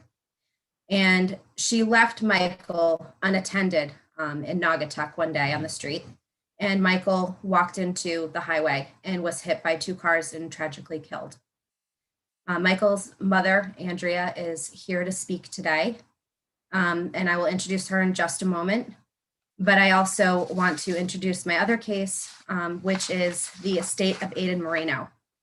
Aiden Moreno was a 7-month-old baby, and his mother had filed for a restraining order because she felt that she and her son were in danger. And she was granted that restraining order, and DCF became involved. And DCF failed to attend a hearing when that restraining order was to either end or be extended.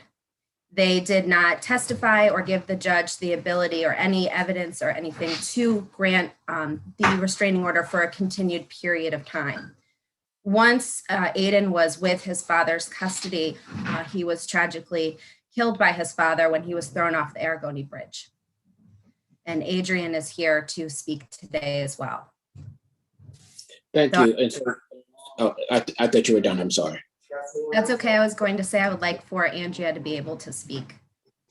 So what we're going to do is let Andrea speak, and then we'll take questions for Andrea's case if there are any. And then after that, we'll let Adrian speak and take questions for that case if there are any. So Ms. Barrett, you may commence. Hi, sorry, I'm nervous. My name is Andrea. I'm the mom of Michael. My son was killed on Route 8 on December 22nd, 2016, while in the care of DCF with his temporary foster placement. He was only there for 3 weeks at the time. He was there while my daughter was undergoing cancer treatment. My son was autistic, and he needed a higher level of care that I couldn't provide for him. Anyway, it's been an undeniable amount of pain for me to lose him. For me and my family, it's been a great loss, and I have no closure. I've been in therapy. I've lost time from work. My own health has declined from the unsurmountable amount of stress and grief. I've lost many nights of sleep, and there are times when a song or even a smell will bring back a memory. I replay that day in my head over and over. The news articles that followed replay.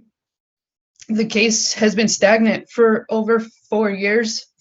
We live in the state of Connecticut in the United States of America, and I just feel it's fair to proceed in court, and there just should be justice for my son. And all I'm asking is that the state please move forward in this case so that Mikey can rest in peace and we as his family can have closure. Thanks. Thank you. Can I just ask a question? Is this HJ1? This is 116? That's correct. Okay. Representative Gilchrist. Thank you, Mr. Chair. I needed clarification too. This is 116 on our agenda? That's correct. The estate of Michael Shore. Okay, thank you. And I just wanted to say, Ms. Barrett, I am so sorry for your loss and the pain you've experienced. Thank you, Representative Gilchrist. Comment or question from other members of the committee? I don't see any, but I want to align myself with Representative Gilchrist. I'm so sorry for your loss, and hope that at some point you can find the closure that you're seeking. We're going to let Ms. Oyola provide her testimony now. Hi, good afternoon. My name is Adrian Oyola. I'm the mother of Aiden Moreno. I am just looking for my case to finally just go through and stop the waiting. We've been waiting for 5 years now, just to get justice for my son. It has been just beyond difficult to just live day to day and know that he had some justice done when his father was locked up, but the system is still just not what it should be for small children. There's no real safe place for children. There should be more implemented, and everyone should really just,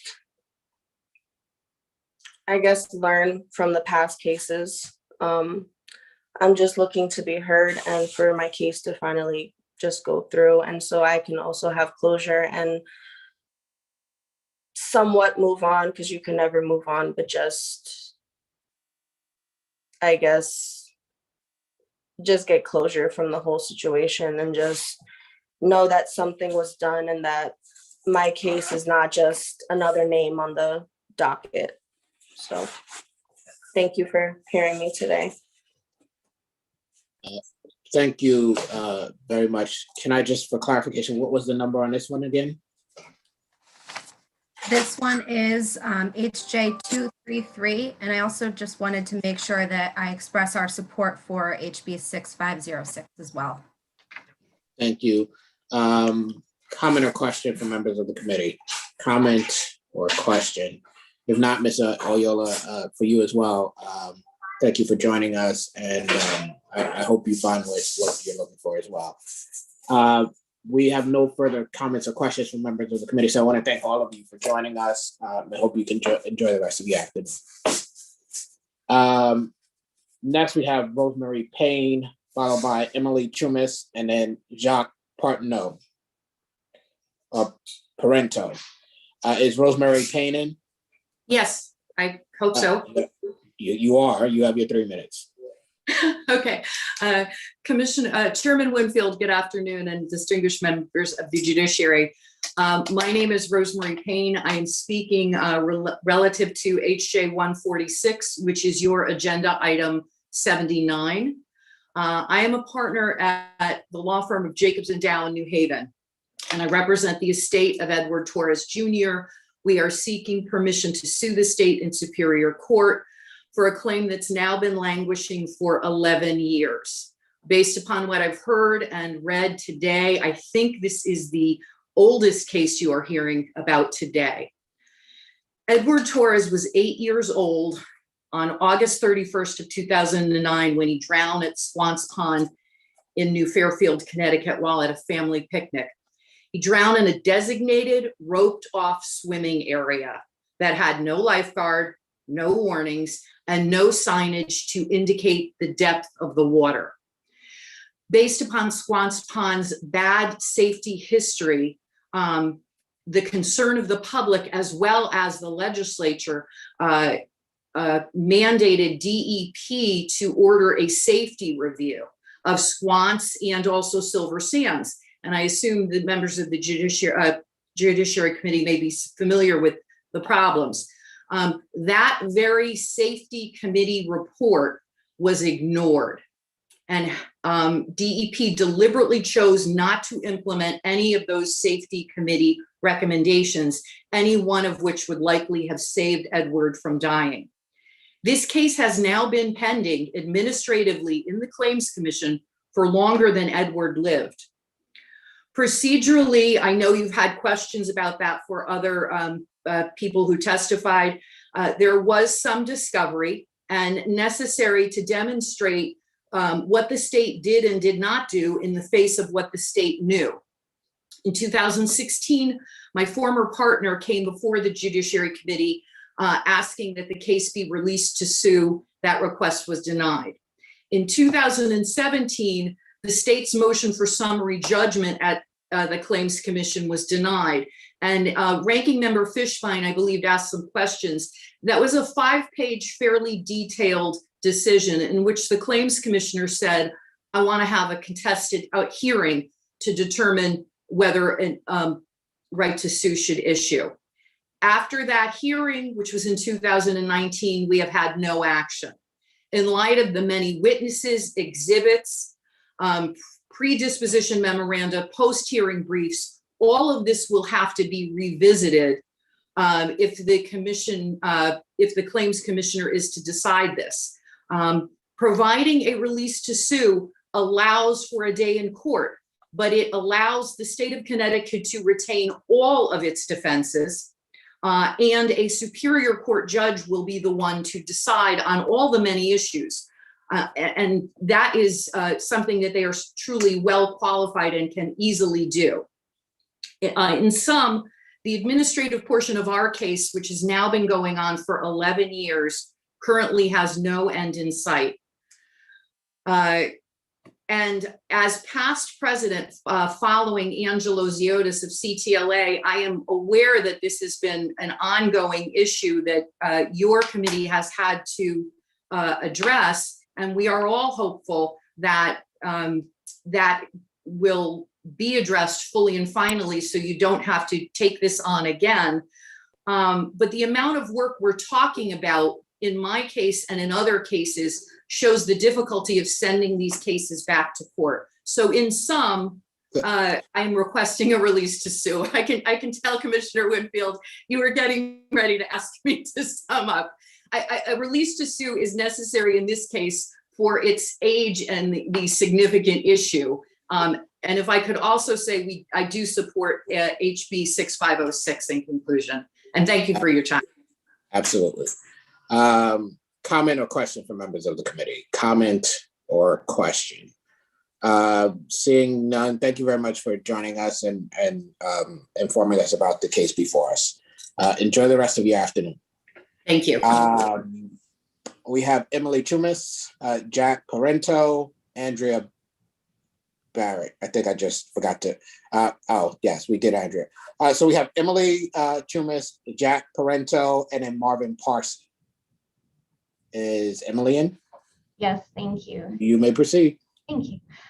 Good afternoon to the honorable members of the Judiciary Committee. Thank you for your time today. My name is Emily Chumis. I'm from the Berkowitz and Hanna Law Firm, and I'm here today to express our opinions on House Joint Resolution number 79, item 12 on your agenda, and also echo our support for House Bill 6506. Our client, Carlene Arstein's daughter, Kadrian Arstein, was only 15 years old when she collapsed and died in the cafeteria of J.M. Wright Technical, a state-operated high school. Despite the school's knowledge of Kadrian's severe asthma and life-threatening food allergies, the school failed to appropriately manage and respond to her medical emergency after Kadrian told her teachers and staff that she felt like she couldn't breathe. The state's failures resulted in Kadrian's tragic death on October 21st, 2016, nearly 4.5 years ago. Without any discovery, factual findings, or analysis of the merits, the Claims Commissioner dismissed our claim, concluding that Ms. Arstein, who was estate examiner of her daughter's estate, did not have standing or authority to file a notice because a full estate had not yet been opened. I'm here today to voice our opposition to the Commissioner's decision and respectfully request that the same be vacated. In dismissing the claim, the Commissioner unfairly and, in our estimation, erroneously placed a burden on our client that is unwarranted and unsupported. While it is true for wrongful death lawsuits in Superior Court that the case must be filed by a duly appointed administrator, there is no law that requires the same of a claimant. The Commissioner's decision goes against the plain language and intent of General Statutes 4147, which states that notices of claim, quote, shall be for informational purposes only and shall not be subject to any formal or technical requirements. Further, Ms. Arstein filed the notice of claim in a representative capacity as a state examiner, which is all that 4147 requires. The probate decree clearly identified her as a fiduciary whose appointment was in the interest of the estate and who had the authority to obtain her daughter's records for the purposes of investigating a cause of action. And this is precisely what filing a notice of claim would allow. The committee should also know that a full estate was opened and she was appointed administratrix within 3 months of the filing of the notice. The Commissioner was informed of this, but still took the unfounded and unforgiving position that it didn't matter. We submit that with her appointment, any claimed lack of standing was cured. In closing, it is fundamentally unfair and prejudicial to prevent Kadrian's mother from investigating and pursuing a claim against the state when she has waited so long for the opportunity to do so. By contrast, there is no prejudice to the state by allowing the family to proceed with this case, as Carlene Arstein had the authority to file the claim in a representative fiduciary capacity. We thus respectfully request that the committee review and vacate the Commissioner's decision and allow Ms. Arstein to sue the state for the wrongful death of her daughter. Should the commissioner's decision be sustained, we would also just request in the alternative that the claim be authorized pursuant to 14148 subsection B. Thank you for your time this afternoon. I appreciate your time and consideration. Thank you. Representative Blumenthal. Thank you, Mr. Chair, and thank you for your testimony, Attorney Chumas. Couple of questions. First of all, just for the edification of the members of the committee, and I apologize if you mentioned this in your testimony, I missed it. What's the difference between an estate examiner and an administrator? So an administrator means that a full estate has been opened and that there's been a more formal process with the probate court. There's notice requirements that any beneficiaries of the estate have to, agree that the appointment is in the best interest of the estate. An estate examiner is more so that someone can be allowed to request records, financial records, medical records to investigate whether there's a potential cause of action on behalf of the estate. And it's our position that this is still a fiduciary position, but it's not sort of subject to the same formal and onerous procedures as opening a full estate. Okay, and what was the statute again that you said that the notice of claim shall be for informational purposes only? General Statutes 4147. I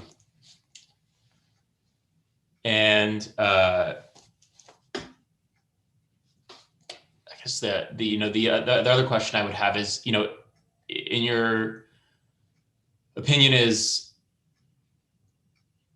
put it this way, is a claim made to the claims commissioner a lawsuit? I think it is seeking permission to file a lawsuit. So our understanding, and I think our interpretation of the statutory scheme, is that there's established law that it is not the same sort of formal technical, there's not subject to the same procedures and rules of evidence as a lawsuit. You're seeking permission to obtain the same in superior court. And so I don't think it is quite the same. Certainly, it's difficult to imagine a person better suited to bring a case on behalf of her late daughter than the mother.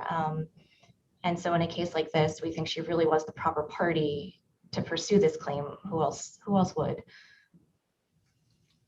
And could you just tell us briefly about the concept of standing and why you think it may or may not apply to this case or this question? Absolutely. I mean, the issue of standing really comes down to whether or not the person who is filing the lawsuit is the proper party in interest. You wouldn't want somebody who is not going to litigate the matter or represent the matter with the proper, fervor or zealousness if it's not the right person. And so that's what the issue of standing really comes down to. I could, quote a couple of cases. I don't want to take up everybody's time this afternoon any more than I already have, but the idea being that you want the proper person to be the name and the voice of the lawsuit. And in a case like this, where you have a less formal, informational, just putting the state on notice of what this person is seeking and how they want to vindicate the rights of their daughter, who's tragically passed away, it's hard to imagine a better person than her mother. Thank you for your answers and for sharing your case with us today. Thank you so much. I appreciate your questions and your time. Thank you. Thank you, Representative. Comments or questions from other members of the committee? Comment or question? I do not see any, but Attorney Chumas, thank you very much for joining us and offering your testimony. Hope you can enjoy the rest of your day. Thank you. Thank you. Next, we have Jacques Parento, followed by Marvin Parson, and then Kimberly Rice. Is Mr. Parento in? Jacques Parento? What about Marvin Parson? Oh, Mr. Parento, there you are. You have your 3 minutes. Thank you. Good afternoon, members of the Judiciary Committee. My name is Jacques Parento, and I represent Thomas Thibodeau. I'm speaking on his behalf with reference to House Bill HJ 315 to request permission to sue the state on behalf of Mr. Thibodeau, specifically the University of Connecticut, for the just claim that is laid out in great detail in my March 22-21 written submission to the committee. I'm also a member of the Connecticut Trial Lawyers Association and urge passage of the Reform Bill HB 6506. This claim, like others I've been listening to today, demonstrates the necessity of reform. Thomas Thibodeau's claim will have been pending at the Office of the Claims Commissioner for 10 years on April 13, 2011. 11 years ago, in April of 2010, the Dean of the School of Business for the University of Connecticut offered Mr. Thibodeau, who was a tenured professor at the University of Colorado, appointment as the Director for the Center of Real Estate and Urban Economic Studies at the University of Connecticut. This offer was in writing. Mr. Thibodeau accepted that offer in writing, informed his boss at the University of Colorado, that where he was tenured, that he would be leaving to go to the University of Connecticut. And then the Dean of the Business School reneged on that offer. When the parties could not reach an agreement, we filed this claim on April 13, 2011. Thereafter, the AG's office filed engaged in procedures requiring discovery, which we engaged in for 2 or 3 years. There were 6,000 documents that were exchanged in the discovery. We took 5 depositions. I believe the Dean of the Business School is now in Australia. The Provost has left the University of Connecticut, as I think have the other members who were in the department head and others in authority during that time.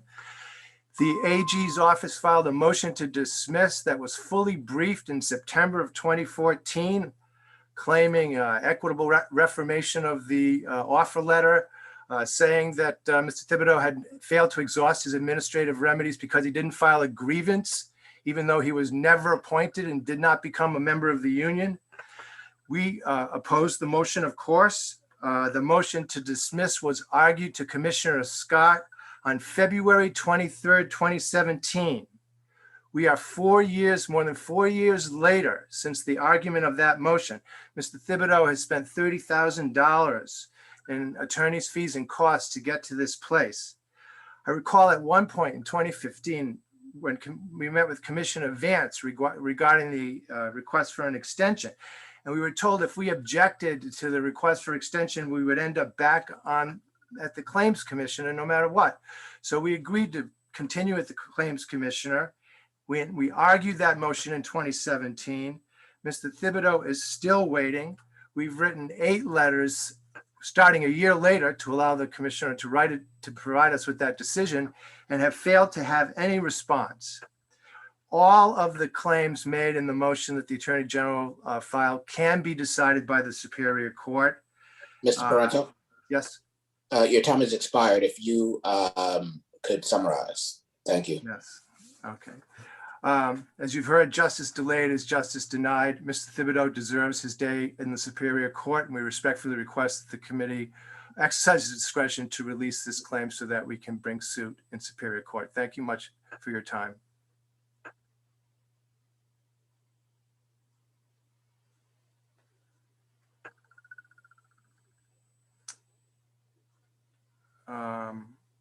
Hello?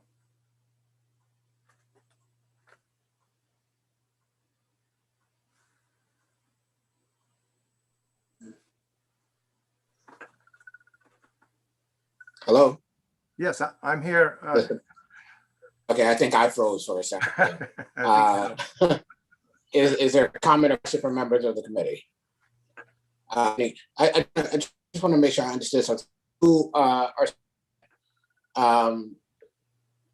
over the course of this, you came to a point where the Attorney General's office suggested that the issue was that the administrative relief that could have been found through filing a grievance wasn't adhered to. And so that was a problem. But you, of course, said he was never a member of the bargaining unit.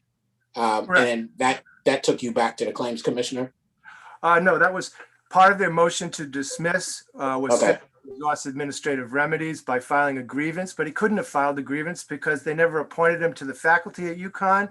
He was never a member of the union. So I just raised that to point out that this was an obstacle in our ability to move forward with the case. And it was, in my view, a frivolous argument to be made. But nevertheless, we've opposed it, we argued it, and we're 4 years now waiting for a decision. 10 years at the commission. I thought I was going to have the oldest case, and I'm sad to hear that there's cases older than mine that have not been able to get justice. I certainly support the bill and hope that the committee will allow Mr. Thibodeau his day in court. I think, Senator, you might be frozen again.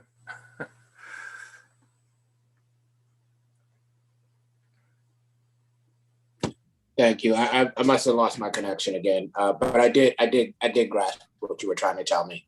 Thank you very much. I don't see other comments or questions, so thank you for joining us this afternoon and appreciate your testimony. Have a nice day, everyone. Next, we have Marvin Parson, followed by Kimberly Rice and Christopher Stone. Marvin Parson. Yes, sir. You have 3 minutes. Thank you. Thank you, co-chairs and ranking members of the Judiciary Committee for this opportunity to speak. My name is Marvin Parsons. I'm a Chief Probation Officer 2 with the state of Connecticut, Judicial Branch Court Support Services Division. I'm here today to express my concern about granting the Claims Commission an extension to dispose of my claim. On June 13th of 2017, I arrived to work at the Stamford Courthouse. I park in the garage used by the state employees only, and the garage access is controlled by a weight-activated gate. When I was pulling into the gate, into the garage, the known to be faulty gate in the courthouse malfunctioned and it impacted the roof and rear windshield of my car. My car sustained damage, costing $2,775.22 to repair. I filed the appropriate claim forms with my employer and the claims commissioner. My employer has not reimbursed me for my loss, and the claims commissioner has yet to resolve my case. It has been nearly 4 years since the incident. The extension now being sought by the claims commissioner is unnecessary, disingenuous, and frankly insulting. The claims commissioner was granted an extension by default last year when COVID-19 shut down the legislative session. I've attached a copy for the 2020 extension request to my written testimony. In January of 2019, I was told that a magistrate had sent a recommendation, but that one could not be sent to me. In March of 2018, I was told that a decision in my case would be rendered shortly after March 31st of 2018. That decision never came. In May of 2018, I was also told that the claims commissioner had 2 years to render a decision. To date, I have still not been reimbursed, and the claims commissioner is asking for yet another extension. If this committee has the ability to intervene on my behalf and compel resolution, I would appreciate it. My employer has been less than helpful, and I hope you, as our elected officials, will convince the claims commissioner to act. I truly and sincerely thank you for your time today and appreciate it. Thank you, Mr. Parson. What was the resolution number for yours? Do you know? I don't have that offhand. I'm sorry. I'll find it. Are there comments or questions from members of the committee? Comments or questions? I don't see any. Thank you very much for joining us this afternoon and offering your testimony on the case before us. Hope you enjoy the rest of your afternoon. Thank you for your time. I appreciate it. Thank you. Kimberly Rice, followed by Christopher Stone, and then John Dolan. Kimberly Rice. You're on mute, ma'am. There you go. Hi, how are you? I wanted to say thank you to the Judiciary Committee for allowing me this opportunity to speak today.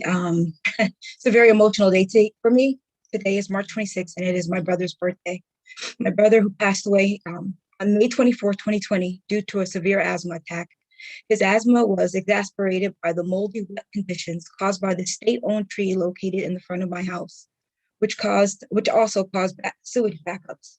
In addition to the loss of life, the tree root issue has caused me great financial and personal property loss.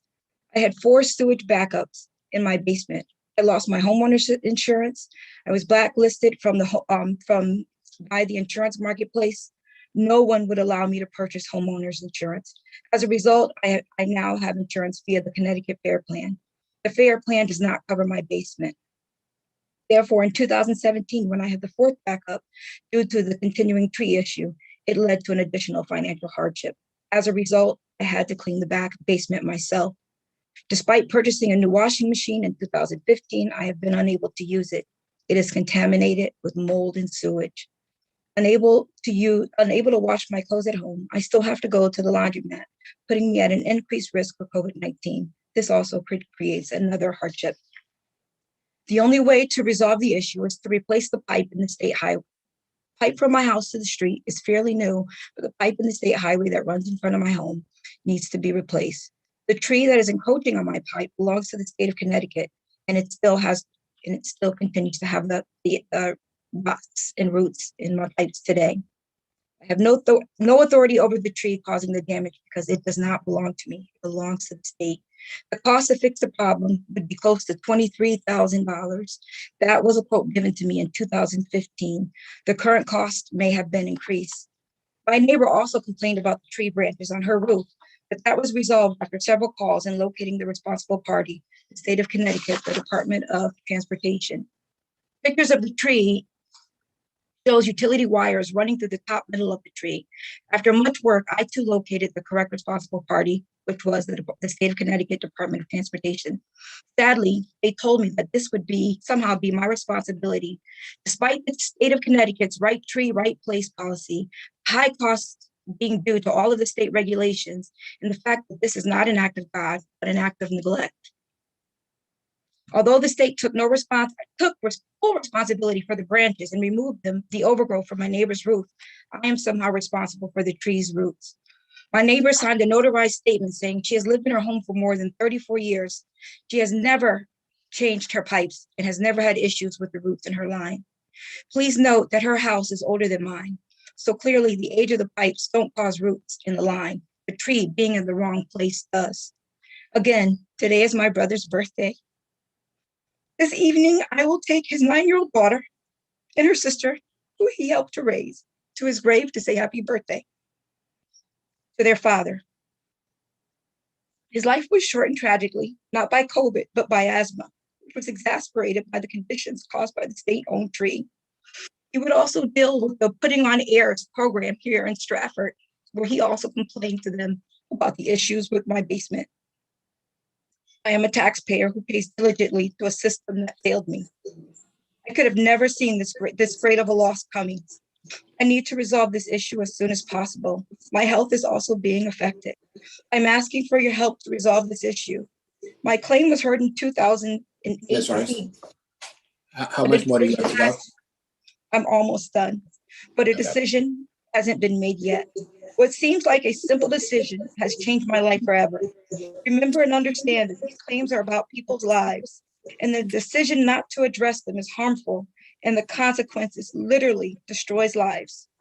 Thank you so much. Thank you, Ms. Rice. Representative Gilchrist. Thank you, Mr. Chair. Hello, Ms. Rice. Thank you for being here today and sharing what's happened to you. I'm sorry for the loss of your brother, and I hope this evening brings you peace. Thank you so much. Thank you, Ms. Rice, for joining us. Are there comments or questions from any other members of the committee? Comments or questions? If not, thank you very much. I know how difficult that was for you to do, but we appreciate you coming before us this afternoon. Thank you. You too. Christopher Stone, followed by John Dolan, and then Kenneth Krajewski. Christopher Stone. Thank you, Mr. Chairman. Can you hear me okay? I do. Okay, thank you. My name is Chris Stone. I represent the Metropolitan District. I serve as their district council. The MDC is the Water and Sewer Authority serving 8 member towns within the greater Hartford area. And one of the things that we do is not only provide potable water, but we also provide sanitary sewer services, primarily through our water treatment facility located on Brainerd Road in the South Meadows of Hartford. One of the contributors to that sewage system is the state of Connecticut through DEEP and their discharge of approximately 65,000 gallons of contaminated groundwater each day from the Hartford landfill. You may recall in 2013-14, the state took over operation and maintenance of the landfill from CRA. As part of that transaction, CRA deposited $35 million into the state general fund, and the state took over the landfill. The issue at hand is that the NDC charges a fee for the discharge of contaminated groundwater. This is the material. This is the substance that, frankly, DEEP and EPA is requesting or requiring that the NDC remove from its system as part of the Clean Water Project. With the discharge of this substance comes a fee. The fee was initially 13 cents per gallon. It's been modified since then we've actually reduced it on a tiered basis. We filed a claim against the state of Connecticut with the claims commissioner because the state refused to pay. They pay something, but they pay the wrong fee. We've noticed it to the claims commissioner, as I said, it's been pending before the claims commissioner since 2016. There are 2 claims pending. One is the older claim, which is on your calendar at HJR 313. And then there's a new claim based upon the revised tiered fee structure. We're asking the General Assembly to reject the HJR 313 as it presently reads, and to allow the NDC permission to sue the state in Superior Court. And while this represents a significant disagreement between the NDC and the state, I do want to point out that DEEP has been a partner with the NDC in most every other case that we've dealt with them. They've supported us on the Clean Water Project. They supported us by way of authorizing funding, reviewing plans, approving plans, and reviewing contracts. This is one of those exceptions that sometimes partners have a disagreement, and this is one of those instances. We respectfully request permission to sue. We would also like to state our support for HB 6506. We're more than happy to answer any questions. Thank you. Pretty good timing. Representative Fishbaugh. Thank you, Mr. Chairman. Good afternoon, sir. Good afternoon. I saw the your written testimony, and what was of specific and heightened concern to me is the statement that approximately 65,000 gallons of groundwater and contaminated groundwater daily are remitted from the Hartford landfill. Does that continue to be the case? Yes, and that, by the way, that's an average daily flow. Some days there's more, some days there's less, but over the course of the year, that's the average flow. It continues to this day. We have chosen not to exercise our right to stop the flow into the system, because that would be environmentally not the right thing to do. So we're still accepting it. We just like to get paid. By the way, the fee that we charge is what I'll call a market rate. Other water pollution control facilities accept this kind of discharge and charge a fee, which is approximately the same amount that the NDC is charging the state. And approximately 20 other private industries or private individuals and companies who pay the same rate, have paid. We've had some disagreements on other issues with them. They've paid. So in terms of the standard that you're looking for or looking to in the statute, would the state be liable just as a private party would be liable? They're paying. The state's not. Understood. Thank you. Thank you for coming here today. Thank you, Representative. Thank you, Representative Fishbein. Comments or questions from other members of the committee? Comments or question? I do not see any. I want to thank you very much for joining us this afternoon and offering your testimony. Thank you, Mr. Chair. Next, we'll hear from John Dolan, followed by Kenneth Kraski and Devon Ward. And I will turn it back over to Chairman Staffstrom. Thank you, Mr. Chair. Go ahead, Mr. Dolan. Okay, thank you and good afternoon, members of the Judiciary Committee. My name is Jack Dolan and I'm an attorney with the law firm of Milano and Wannett. And I'm here to speak in opposition to resolution number 296, which I believe is agenda number 229 for you. And I represent the estate of Amanda Monington and her family in the claim against the state arising out of the unfortunate death of 15-year-old Amanda This incident occurred back on June 1st of 2013 when Amanda was caused to slip and fall at Enders State Forest in Granby, Connecticut, due to a dangerous condition that was created by the state. And the state, which owns and maintains this park, was aware of the dangerous condition that it created. There had been other injuries that occurred at this exact spot, but the state failed to act and failed to provide any type of warning or barrier to prevent these types of incidents from happening. Serious injuries occurred at this very same area, both before and after Amanda. And you've already heard testimony about one of these incidents from Adam Messing's family and their attorney, Paul Slager. But I'm here to speak in opposition to resolution number 296, which would grant the claims commissioner an additional extension of time to dispose of Amanda's claim. And in support of that opposition, I have submitted a written statement, and the committee should also have written statements that have been submitted by Amanda's mother, Amanda's aunt, and a close family friend. And this claim was filed back on May 20th of 2014, almost 7 years ago.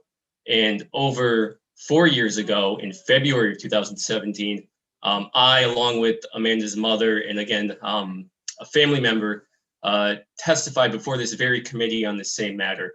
We were appealing a decision at that time from the previous claims commissioner, Paul Vance, which he had initially denied our claim. And after that hearing, this committee moved to vacate his decision. And that resolution by the committee was formally voted on and adopted by the House of Representatives and then the Senate in June of 2017. So this committee vacated the decision to deny the claim.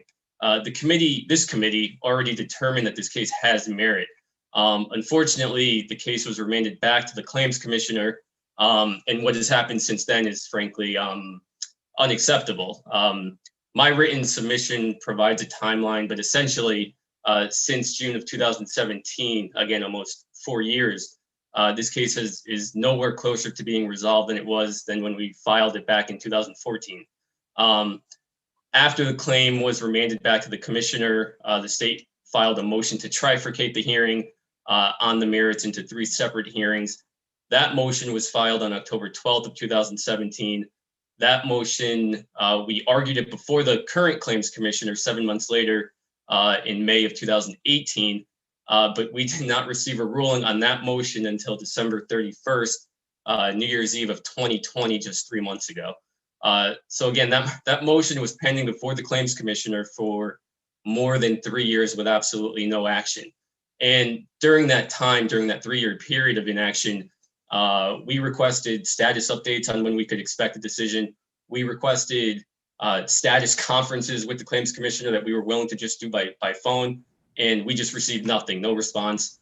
Just an email that we would get from the commissioner's clerk stating that she would speak with the commissioner and that she'd get back to us. But then months would go by and we'd ask again, and this is the same process that played out for 3 years until we got a decision on New Year's Eve. So we're well past the 3 minutes. I just need you to summarize. Yeah, and I'll be brief. I'll summarize quickly. I mean, basically, we had previously stipulated to these extensions, but at this point, enough is enough. 7 years of inaction is enough. 7 years without a resolution is not how the claims commissioner is supposed to work. And so the family, they want closure. They deserve better than to see another extension of time granted and watching Amanda's case sit around for another year. So I would respectfully request that this committee deny an additional extension of time and that they grant permission for us to sue the state so that this case can finally be heard on its merits in the proper forum. Representative Fishbein has a question for you. Sorry, Mr. Chairman, my hand was up from the prior. Oh, okay. All right. Well, seeing no other questions, appreciate you being with us, Attorney Dolan.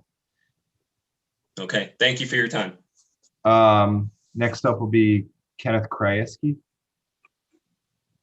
Good afternoon, members of the Judiciary Committee, and thank you for your time this afternoon. This is my daughter, Aveline, and she's interested in the business of the Judiciary Committee. I'm standing here because we, Attorney Devon Ward and I represent the estate of Karan Neely through his mother, Kashana Staton. Mr. Neely's case is well known. The CT Mirror published a story about what we're talking about right now today.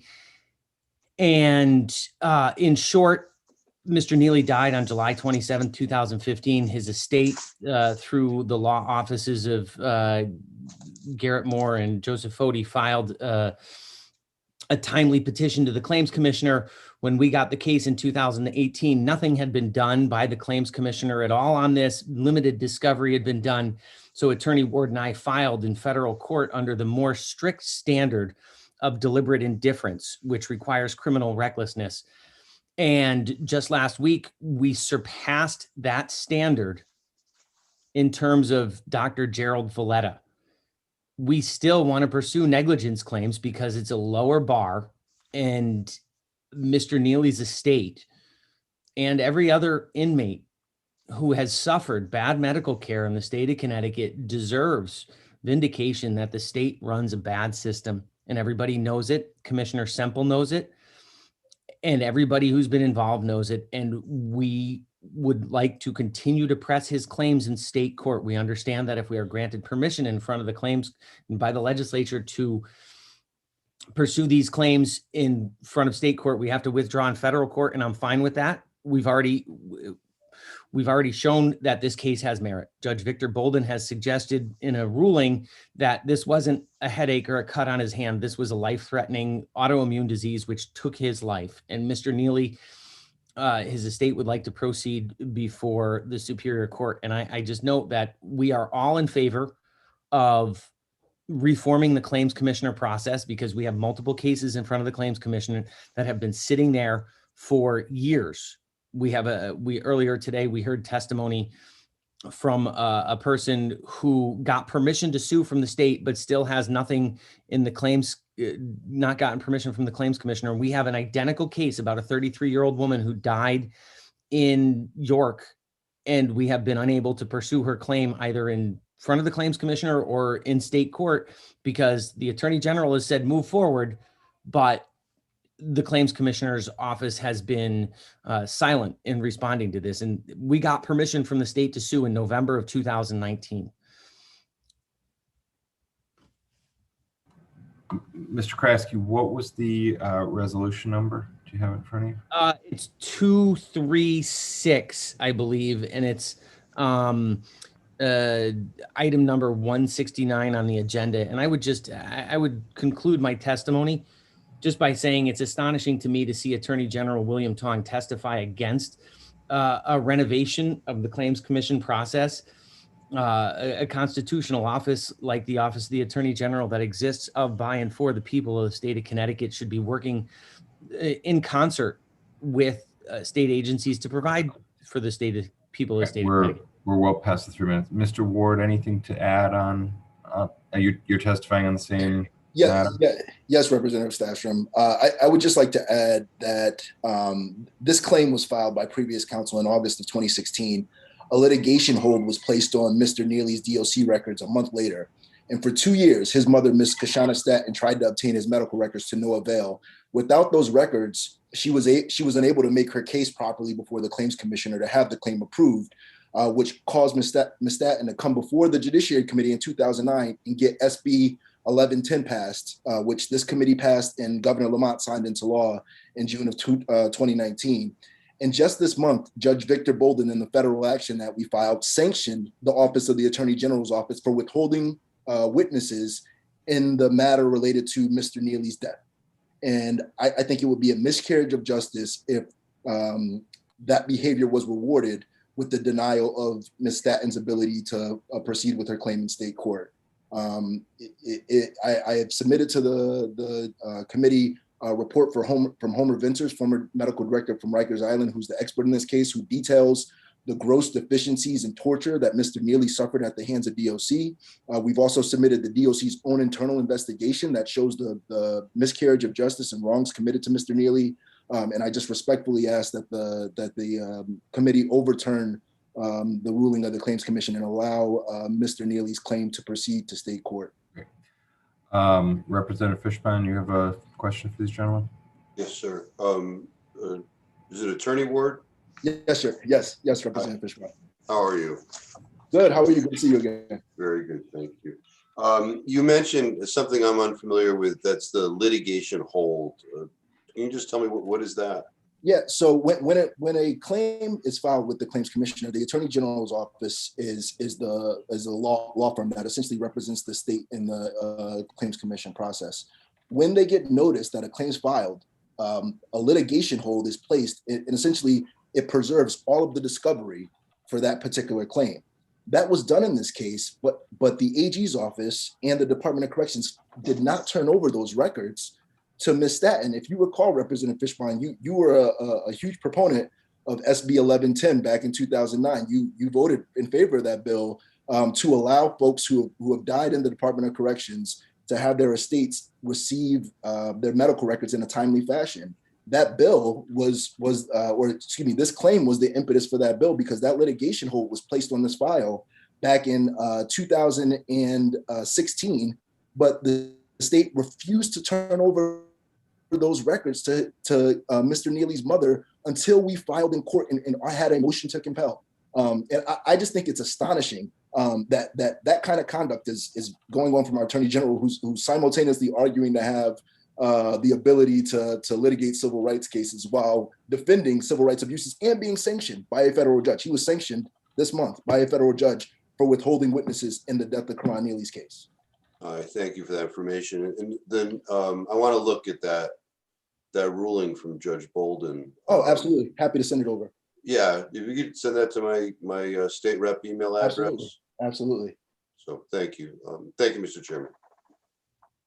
Chairman Winfield. Yeah, just briefly, I don't have a question. I just want to thank both attorneys for their work in this case and other cases. You know, I remember in 2019 when we passed the legislation that was referred to, you know, there was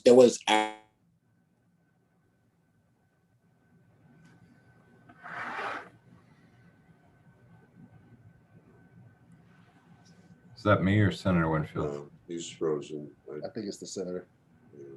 actually hear me. Yeah, we can hear you. Now we can. Go ahead. Oh, yeah. I don't know if I'm frozen, so I hear you telling me, but I was just saying that, you know, I just remember that happened. And I remember that initially there was a lot of question about whether we should do it or not. And you all helped to help the committee to understand why we should be moving Senator, forward. you're muted. I can hear him. I'm not on mute. I can hear him too. You can hear me? Okay. Well, I'm being broken into pieces here, but the point is that you helped us to understand what it is we should be doing, and that law is passed in some part because of the work that you did. So I just wanted to thank you for continuing to work. Thank you. Thank you. I'm wondering if maybe after the week we've had, we've exhausted our Zoom privileges for the week in this committee or something. We've run out of allotted hours or something. That could be it, Senator. All right. Thank you both for being with us and for flagging this for us. Next up, I have Kashana Staton.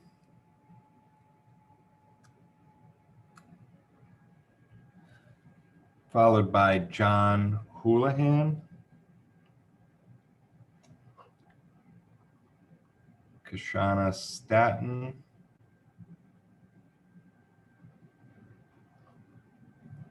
John Houlihan. All right, I see Ryan Sullivan looks ready. Let's go there then. Good afternoon, members of the Judiciary Committee. Maybe I can clear it up. I will be speaking actually in lieu of John Houlihan, Attorney John Houlihan. I'm an attorney at Riscassi and Davis. My client is Beverly Matakaitis, who I believe is also on the call with us. And I believe she's going to testify as well. This is in respect to the claim of John Kiley, the estate of John Kiley, which is a wrongful death and medical malpractice claim, which has been pending with the claims commissioner since What October. Sorry to interrupt, sir. What's the resolution number? HJ 215, I'm sorry. Okay. Yeah, so the claim of John Kiley is a medical malpractice and wrongful death claim, which arises from a incident of medical negligence at the Southbury Training School. John Kiley was a lifelong resident at the Southbury Training School due to cognitive and verbal delays, and in August of 2012 began to exhibit symptoms of an oral infection. And due to the failures of the nursing staff there, the infection was allowed to progress to the point where it became quite severe and required hospitalization. Mr. Kiley eventually succumbed to his illness in November of 2012 at St. Mary's Hospital.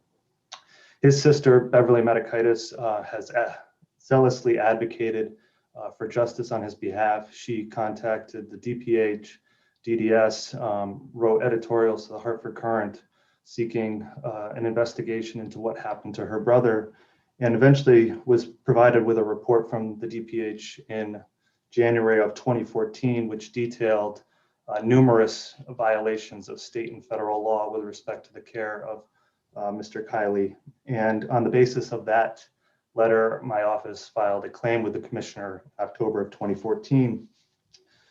Since then, the claim has languished at that office. There was a motion to dismiss, which was denied, followed by a motion for summary judgment by the Attorney General's office, which was filed in 2015 and has not been acted on.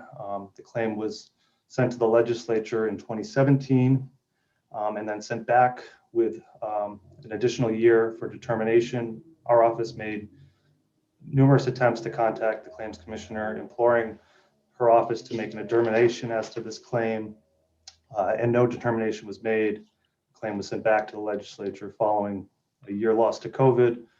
We are back to where we are, almost 10 years since the death of Mr. Kiley and 6 years since the filing of this claim. I ask that the legislature exercise its authority to give Beverly Medikitis permission to sue the state. She's waited far too long for justice for her brother. And the protracted procedure and repeated nonfeasance by the commissioner's office has been inexcusable, and we seek justice, although it has been delayed, to the extent that we can get for Mr. Kiley. Ms. Medikitis, if you're with us.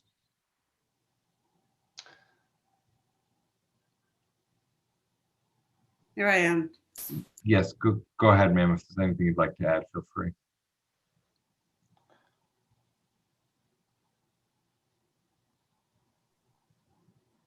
All right. Yeah. Okay.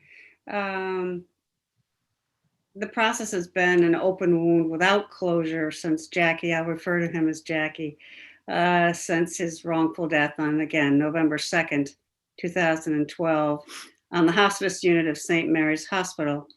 Jackie entered the hospital via ambulance from Southbury Training School with the following diagnoses: septic shock, severe dehydration, acute kidney failure, systemic inflammatory response syndrome, dangerously elevated potassium levels, and hypotension.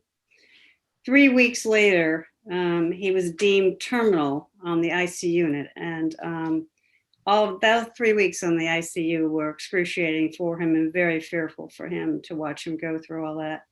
And fungal sepsis was listed as the cause of death 7 days later on the hospice unit, in which I was able to get him on. And my husband and I have explored every avenue, as the attorney has just spoken about, available to us for almost 3 years through the Office of Protection Advocacy for Persons with Disabilities, in conjunction with Southbury Training School. And a fully detailed account of the whole thing is in, I'd like to refer you to the Hartford Courant article titled Death at Southbury Training School. Family Wants Answers on 6/1/14 by Josh Kovner. He wrote several other articles after that as well regarding this case, but that one really captures all of what we went through. Jackie entered Southbury Training School at the age of 5 I firmly believe his life and memory deserves to be honored, heard and reviewed, and not be disenfranchised any longer. And I thank you for listening and for hearing my plea for myself and for my family, and certainly most of all, him and his name and memory. Thank you, ma'am. Thanks for being You're with us here today and for sharing his story with us. Okay. Questions or comments from the committee? Representative Fishbein. Thank you, Mr. Chairman. Mr. Chairman, is more by the way of comment. I do tend to ask questions, but sitting here listening to all of these very gut-wrenching stories, got inmates passing away, and justice not being delivered appropriately as protected by our Constitution. I really have to question why the Attorney General hasn't created its own little working group understanding the conflict, but to try and shepherdize some of this stuff. And I really must question why somebody apparently hasn't sued under the Constitution, because I'm very distressed by what I'm hearing today. So. Yes, I certainly wouldn't want this to happen to any other family or client at Southbury Training School. Thank you, Mr. Chairman, for that opportunity to make the comment. Thank you. And I certainly will look forward to your co-sponsor of 6506 as well. Needs work. All right. Thank you both for being with us. Next up, we have Kashana Staton.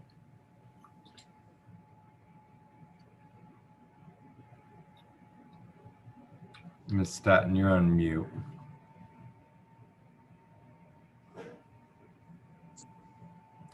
There we go. Hello. Hey, doing, ma'am? Yeah. Go ahead. Which resolution are you speaking on? J236. I'm sorry, you broke up a little bit on me. Give me the resolution number again. HJ236. 236. Okay, go ahead, ma'am. Dear co-chairs, ranking members, and members of the Judiciary Committee. Thank you, members of the Judiciary Committee, for allowing me to speak today. I am here on behalf of my son, Karan Neely, and his 6-year-old daughter regarding HJ236, a resolution confirming the decision of the Claims Commissioner to deny the claim of the estate of Karan Neely. At age 19, my son died while in the custody of the Connecticut Department of Corrections, DOC. He was serving the last 9 months of a 2-year sentence. He was scheduled for release in September 2015. 2 years ago, I stood before this committee as I battled with DOC officials to gain access to my son's medical records and DOC file. I am forever grateful to this committee for passing SB 1110, an act concerning inmate claims that are filed with the Office of the Claims Commissioner in the 2019 legislative session, which Governor Lamont signed into law on June 28, 2019. Because of that law and your efforts, I finally was able to receive answers about my son's untimely passing. Now that I have received the DOC's internal report, which states that systematic understaffing and prison doctors' errors led to my son's death, I am before you today requesting the ability to sue the state for negligence in the state court. Under Connecticut law, the Claims Commissioner is allowed to dismiss a claim when there is another pending case based on the same set of facts. However, Connecticut statute allows the legislature to grant the claimant permission to sue the state under the provisions of this section when the General Assembly deems it just and equitable and believes the claim to present an issue of law or fact under which the state, were it a private person, could be liable. I believe my son's case is worthy of such consideration. Just this month, in the federal case, Judge Victor A. Bolden sanctioned the Office of the Attorney General for withholding witnesses related to my son's death. Additionally, this committee and the legislature passed a law so that such obstruction in a DOC death never happens again. This behavior on behalf of the state should not be rewarded with the denial of my son's claim. My lawyers have provided you with a photo of my son, the DOC's internal investigation, and the report of former Rikers Island Medical Director Holman Venter's expert opinion on the case in the care of my son. In the report, Mr. Venters found that the care provided to my son was grossly deficient and included delays and errors that directly contributed to his death. Connecticut DOC failed to ensure adequate staffing, oversight, or support of medical staff. Medical staff participated in the torture of my son, and that my son suffered considerable avoidable pain and suffered over a 7-month period, which substantially increased the likelihood that he would die. This treatment of someone entrusted in the state's care should not be allowed to be swept under the rug. I ask you as a mother, as a parent, to allow my son to have his day in court. Thank you for the opportunity to testify. My lawyers are happy to answer any questions you may have. Sincerely, Keyshawn Staten. Thank you, ma'am. And thanks for sticking with us and for your advocacy. I know that's not easy. Senator Winfield. Thank you, Mr. Chair. Ms. Staten, when you testified before us 2 years ago, we weren't in our normal room 2C. The reason I know that is because of the impact of your testimony, not because I keep track of what room we hold hearings in. And you thanked the committee when you began, but I want to thank you. And I guess I have to thank you. It wouldn't be right for me to thank the attorneys and not thank you, because while the attorneys who associate with your case have been doing a lot of work on the case and making sure it moves as it should, it's really your testimony that stuck with me, at least, and I think many members of the committee, and generated a lot of conversation. And the Commissioner of Corrections at the time actually made contact to talk about what was presented when you sat down, because of what you said and how it affected everyone in that room. So I want you to know that I believe this is true of the members of the committee, but it's at least true of me, that I am very thankful for the way in which you have advocated for your son, the way in which you come before us, despite how difficult it is.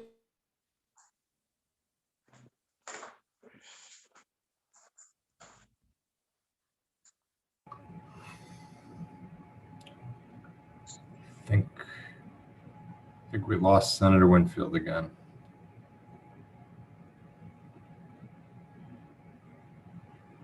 It is.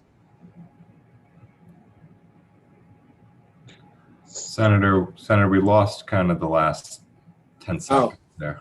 Yeah, I was just writing up and saying thank you for continuing to come back and fight as, because it's helped us make sure that we're moving in the right. Thank you for that. Representative Fishbein. Thank you, Mr. Chairman. Very sorry for this whole situation. And I can assure you that we're going to do something about it. You don't,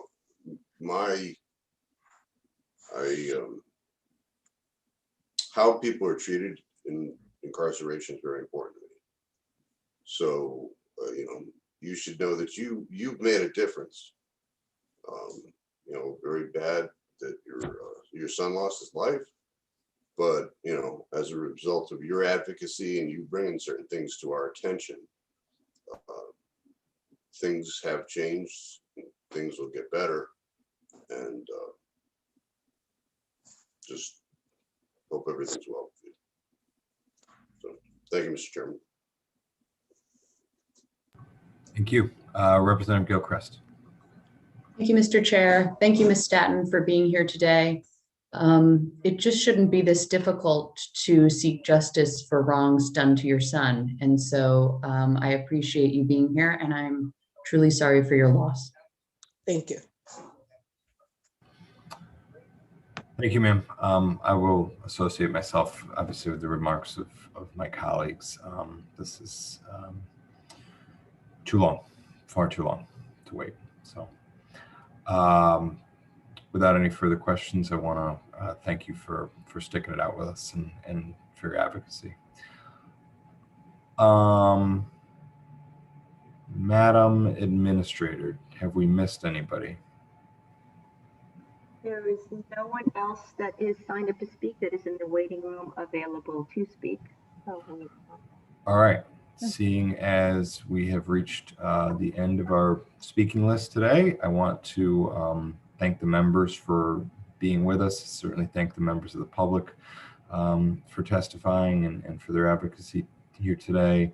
It's been a long week, but I hope everyone gets some rest over the weekend. We will be back in action Monday. You should have caucus links coming to you from your respective caucuses. I think those are scheduled to begin at 9:30 in the morning.